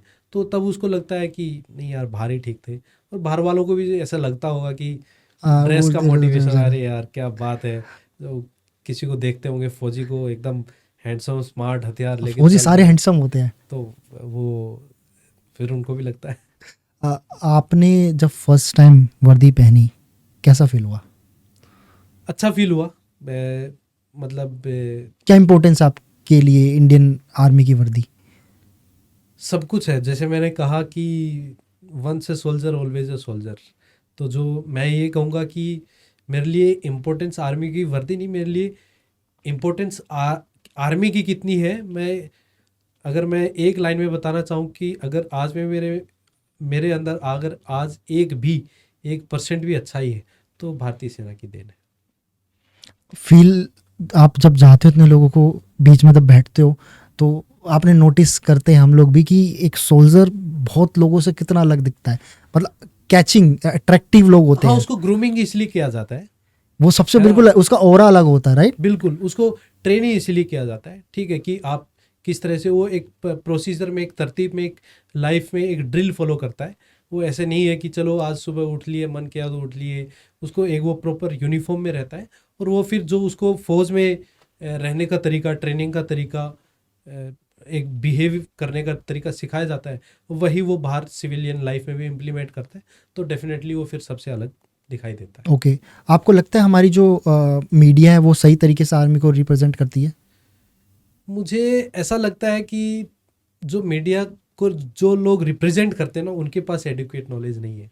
राइट, ये बिल्कुल सही बोला आपने। ये कि मान लो कि माइक पकड़ लिया मैंने, मैं प्रोफेशन से जर्नलिस्ट बन गया हूँ, लेकिन जो चीज़ मैं कवर कर रहा हूँ क्या मुझे उसके बारे में पता है या नहीं है? तो जितनी मेरी नॉलेज होगी मैं तो उतना ही ज्ञान दे पाऊंगा बाहर पब्लिक को। बस मेरे पास एडिशनल ये है कि माइक है, कैमरा है और एक प्लेटफॉर्म है जिसपे मेरी बातें रिले हो रही हैं। तो आर्मी को कोई अच्छा या बुरा उतना ही दिखा पाता है जितना उसमें खुद में ज्ञान होता है। और डेफिनेटली आर्मी एक बहुत बड़ा स्पेक्ट्रम है, अलग अलग तरह के लोग इन्वॉल्व हैं, अलग अलग तरह की रोल्स रिस्पॉन्सिबिलिटी निभा रहे हैं, तो वो जस्टिस तो नहीं कर पाएंगे डेफिनेटली। चाहे आप मूवी स्क्रीन पे दिखाएं, चाहे आप न्यूज़ पोर्टल पे दिखाएं, आप एक स्पेसिफिक चीज़ दिखा सकते हैं। हाँ, आप एक पूरी स्टोरी, क्योंकि फिक्शन बेस्ड स्टोरी होती है, स्पेक्ट्रम को कवर नहीं कर सकते हैं। कभी लगता है जब आप इस तरीके के सिनेरियो देखते हो, आपको लगता है ये बहुत गलत तरीके से रिप्रेजेंट किया गया है, क्योंकि उससे कहीं ना कहीं एक आर्मी की इमेज पे भी बहुत फ़र्क पड़ता है, क्योंकि आम लोगों को तो इन्फ्लुएंस हम बहुत जल्दी होते हैं ना, एक मूवी बहुत बड़ा रोल प्ले करती है हमारे कल्चर के अंदर। क्या आपको लगता है कि सही तरीके से, आपने बताया कि फिक्शन बेस्ड होती है, ठीक है, थोड़ा बहुत मोल्डेशन इम्प्लीमेंट करना ज़रूरी है, चलो थोड़ा बहुत मूवी है तो बनाना पड़ता है, बट उसके साथ साथ जब आप देखते हो बहुत ज़्यादा कभी चेंजेस, तो एक्चुअली क्या है कि सर जब मूवीज़ दिखाती है ना, या फिर कोई भी न्यूज़ चैनल दिखाता है ना, तो वो एक स्पेसिफिक इंसिडेंट पे फोकस करता है। वो लार्जर स्पेक्ट्रम को या फिर लार्जर लाइफ को ज़्यादा को दिखा ही नहीं पाता है। फॉर एग्जाम्पल कि आप अगर उरी की बात करें तो मैं उसमें नहीं जाऊँगा किसने अच्छी एक्टिंग की, किसने बुरी की, पब्लिक ने कैसे लिया, लेकिन आपने एक स्पेसिफिक पर्टिकुलर इंसिडेंट दिखाई उसमें। अब उसमें अंदर भी कि कितना ऐसा ट्रूथ है, कितने ऐसे होते हैं ऑपरेशन, या वो अलग बात है। लेकिन जब भी कोई भी मीडिया या फिर मूवी कवर करती है तो वो एक इंसिडेंट को या एक स्पेसिफिक एपिसोड को कवर करती है। इंडियन आर्मी उससे बहुत बहुत बहुत ज़्यादा बड़ी है। अब मूवी के लिए आपको लगता है कि इतनी इज़ लाइक नॉलेज या इज़ लाइक एक्सपीरियंस शेयर करे गए होंगे जो उस मूवी के अंदर दिखाया गया है? आई डोंट थिंक कि कोई भी इंडियन आर्मी अपनी इस तरीके की एक्सपीरियंस को किसी के साथ शेयर करे। नहीं, शेयर कर सकते हैं, और इंडियन आर्मी भी डेफिनेटली चाहेगी कि जो देश के बहादुर ऑफिसर जैसे जवान जो काम कर रहे हैं और नेशनल सिक्योरिटी में अपना जो एफर्ट और कंट्रीब्यूशन कर रहे हैं वो सब तक पहुंचे। अब डिपेंड करता है कि जो कितनी चीज़ बतानी है, माध्यम से पहुंच रहा है वो किस तरह से उसको पोर्ट्रे करके और किस तरह से पब्लिक के सामने लेके जाता है। करप्शन होता है आर्मी के अंदर? दो चीज़ें हैं, आपने एक सवाल पूछा और इसका जवाब बहुत ज़रूरी है देना जी। आर्मी के अंदर करप्शन नहीं होता है, लेकिन जब आर्मी से रिलेटेड थर्ड पार्टीज काम करती हैं तो हाईली लाइकली है कि करप्शन हो जाए। लाइक किस टाइप की पार्टीज? फॉर एग्जांपल, आपने बोफोर्स का पहले सुना होगा किस्सा, सुना है ना? उसके बाद ये फिर राफेल वाला भी सुना ही होगा। उसके बारे में मुझे कम नॉलेज है। हाँ, तो ऐसे स्कैम्स की बात मैं कर रहा हूँ। अगर सिर्फ आर्मी इन्वॉल्व है और कोई थर्ड पार्टी इन्वॉल्व नहीं है तो कभी करप्शन नहीं होगा। थर्ड पार्टी के इन्वॉल्वमेंट से करप्शन के चांसेस बढ़ते हैं। थर्ड पार्टी के इन्वॉल्वमेंट से उनकी प्रोसीजर सेट होती है। अब करप्शन का मतलब ये नहीं है कि किसी ने 500 रुपये दे दिए और उसने 500 रुपये ले लिए, ये करप्शन नहीं है। फॉर एग्जांपल, इंडियन आर्मी को और एक स्पेसिफिक आइटम खरीदना था। अब वो आइटम है 100 रुपये का, आपने उनको बेचा 200 रुपये में, और वो फिर 200 रुपये 100 रुपये डेफिनेटली एक्स्ट्रा लिए आपने। किस तरह से लिए? वो करप्शन, इनडायरेक्टली करप्शन ही है वो। और थर्ड पार्टी की इन्वॉल्वमेंट का मतलब ये है कि फॉर एग्जांपल मुझे इंफ्रास्ट्रक्चर क्रिएट करना है। अब इंफ्रास्ट्रक्चर क्रिएट करने के लिए मुझे किसी को टेंडर देना पड़ेगा, तो वो टेंडर को कैसे डील करता है, उसमें क्या वो सही तरह की जो स्पेसिफिकेशंस है वो यूज करता है या नहीं करता है, तो उस तरह का करप्शन होता है। मैं ये कहूँगा कि अगर डे टू डे की जैसे दो आर्मी पर्सनल बैठे हैं और वो आपस में करप्शन की बात कर रहे हैं तो ये बहुत परे है, ये मतलब सपने में भी नहीं सोचा जा सकता है। हो सकता है कि 99.9% तो ऐसा नहीं होता, लेकिन मैं फिर भी 0.01 ये मान के चलूँ कि हाँ, हर आदमी की पर्सनैलिटी अलग अलग तरह की होती है, तो कुछ ऐसा 100,000 में से लाखों में से एक आधा केस ऐसा करप्शन का हो सकता है। लेकिन इंडियन आर्मी कभी करप्शन नहीं करती। जब इंडियन आर्मी के किसी भी प्रोजेक्ट में कोई थर्ड पार्टी इन्वॉल्व हो जाती है तो देयर आर चांसेस कि कुछ ऐसा हो जाए और वो करप्शन किसी भी फॉर्म में हो सकता है। एक सोल्जर जब अपनी ऑलमोस्ट अ लाइफ सेक्रीफाइस करता है, किसी दौरान शहीद भी होता है, तो क्या उसके लिए हमारी जो गवर्नमेंट है या इंडियन आर्मी वो सारी सहूलियत देती है उसे बाद में? देखो सर, गवर्नमेंट भूल जाए, पब्लिक भूल जाए, उससे फ़र्क नहीं पड़ता आर्मी को। जो आर्मी एक परिवार की तरह है। मैं जो बता रहा था आपको कि कोई भी जवान अपने 1 साल में से 10 महीने वहाँ निकालता है। और तो हमने आर्मी के अंदर अपने ऐसे तरतीब प्रोसीजर्स बना रखे हैं कि आखिरी दम तक, जब तक अगर उसकी बीवी बच्चे हैं तो वो, उसके माता पिता हैं वो, उनका टेक केयर किया जाएगा। वो पूरा पर्सनली आर्मी करती है? हाँ बिल्कुल, पर्सनली आर्मी करती है और इंश्योर करती है कि उसके बच्चे की पढ़ाई अच्छी हो, उनका हेल्थ का, मेडिकल का जो भी फैसिलिटीज़ उनको मिलनी चाहिए उनको मिले। अगर उनका कोई भी ऐसा पेंशन मिलनी चाहिए अगर उसके परिवार को, तो वो मिले। और किसी भी अपॉर्चुनिटी की वजह से वो पीछे ना रहे, वो इंडियन आर्मी इंश्योर करती है। टाइम टू टाइम उनके साथ इंटरेक्शन भी करती है, उनके परिवार को विजिट भी करती है। और आर्मी में किसी कास्ट या मेरिट बेस पे भी प्रमोशंस होती हैं क्या? नहीं, आर्मी में किसी कास्ट या मेरिट बेस में, मैं बात कर रहा हूँ इंडियन आर्मी की। जी, मैं किसी और पैरामिलिट्री फोर्सेस की बात हाँ, मैं नहीं कर इंडियन रहा हूँ। आर्मी की बात कर मैं इंडियन आर्मी की मैं बात कर रहा हूँ कि वहाँ पे कास्ट बेसिस प्रमोशन का कोई ऐसा रिजर्वेशन नहीं होता है। अगर मैं आपको बताऊं कि चलो, दो पॉइंट है इसमें भी, राइट। कि जैसे जवान भर्ती होते हैं तो हमारी यूनिट्स हैं जो कि कास्ट बेस या फिर रीजन बेस कोटा जो, हाँ, इन्फ्लुएंस होती है। जैसे मैं हरियाणा से हूँ, राइट। तो हरियाणा के नाम पे जाट रेजिमेंट बनी हुई है। तो वहाँ उसमें जाट यूपी के भी होंगे, राजस्थान के भी होंगे, हरियाणा के भी होंगे।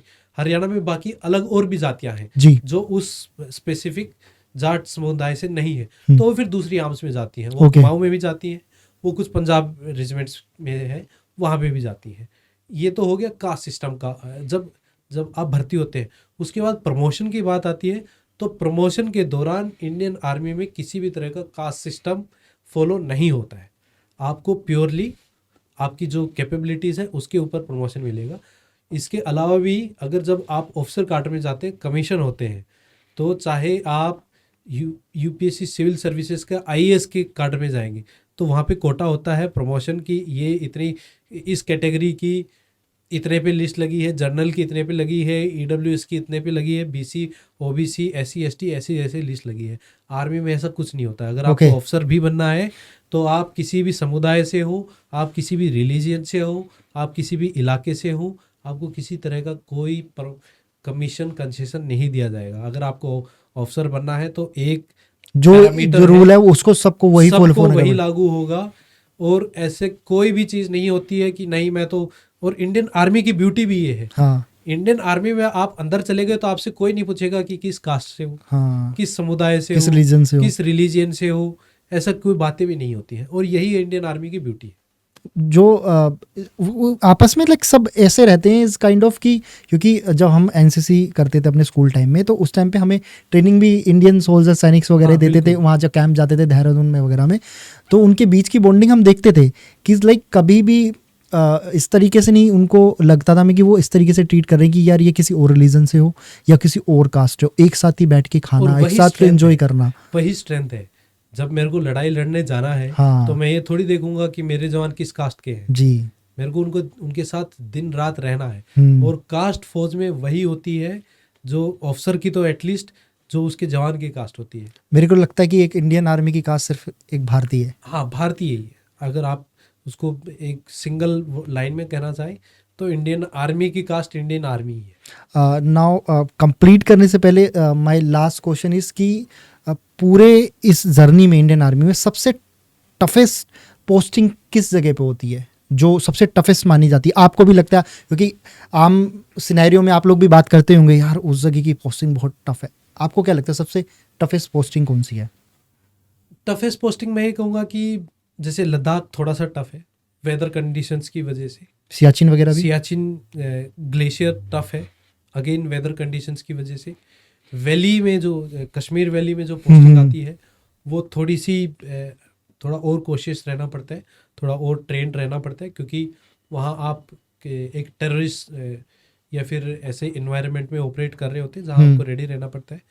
नॉर्थ ईस्ट में बहुत सारी ऐसी लोकेशंस हैं, आपके सिक्किम में बहुत सारी ऐसी लोकेशंस हैं, अरुणाचल में भी ऐसी लोकेशन से, मैं ये कहूँगा कि जो बॉर्डर एरियाज ना एकदम एक्सट्रीम फार फ्लंग एरियाज हैं, वहाँ थोड़ी बहुत किसी ना किसी वजह से वेदर के, और हम उसको तो काउंट ही नहीं करते जी। कि कितना डेंजर है, right right right. Mainly weather connectivity की वजह से एक आधी कोई पोस्टिंग ऐसी टफ हो सकती है। जैसे हमने डिस्कस किया जी। कि सियाचिन ग्लेशियर है, ईस्टर्न लद्दाख है, वैली में थोड़ा हमें और तरह से ऑपरेट करना पड़ता है। अगर आप जाएंगे तो नॉर्थ ईस्ट में जंगल्स, इतने थिक जंगल होंगे, बारिश होगी, तो उसके फिर अलग चैलेंजेस होते हैं। वो बेसिकली हमारी मूवमेंट को थोड़ा स्लो कर देती है नेचर काइंड ऑफ, क्योंकि इसलिए वो टफेस्ट मानी गई है। हाँ, थोड़ा टफ उस वजह से है। इस वजह से कोई भी पोस्टिंग टफ नहीं है कि वहाँ ज़्यादा काम करना पड़ेगा, हाँ। या फिर जहाँ वहाँ पे दुश्मन है, इस तरह से कोई भी टफ नहीं। जो लोग सोल्जर बनना चाहते हैं या सोच रहे हैं, क्या कहना चाहोगे उनसे?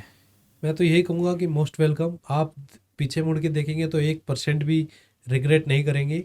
इंडियन आर्मी दुनिया की बेस्ट आर्मी इसीलिए है क्योंकि हम लोग कुछ एथिक्स पे जीते हैं, ठीक है। तो अगर आप में जुनून है, जज्बा है, उस यूनिफॉर्म को पहनने का जज्बा है, और आपको एकदम लास्ट माइल या फिर एकदम लास्ट पोस्ट देखनी है जहाँ कोई सिविलियन तो नहीं जा सकता है, तो आपका बहुत बहुत स्वागत है। मैं यही कहना चाहूँगा कि आप कभी ज़िंदगी में रिग्रेट नहीं करेंगे कि मैंने भारतीय सेना को ज्वाइन करके गलती कर दी। इससे ज़्यादा तो सिक्योरिटी और एश्योरेंस यही नहीं किसी को।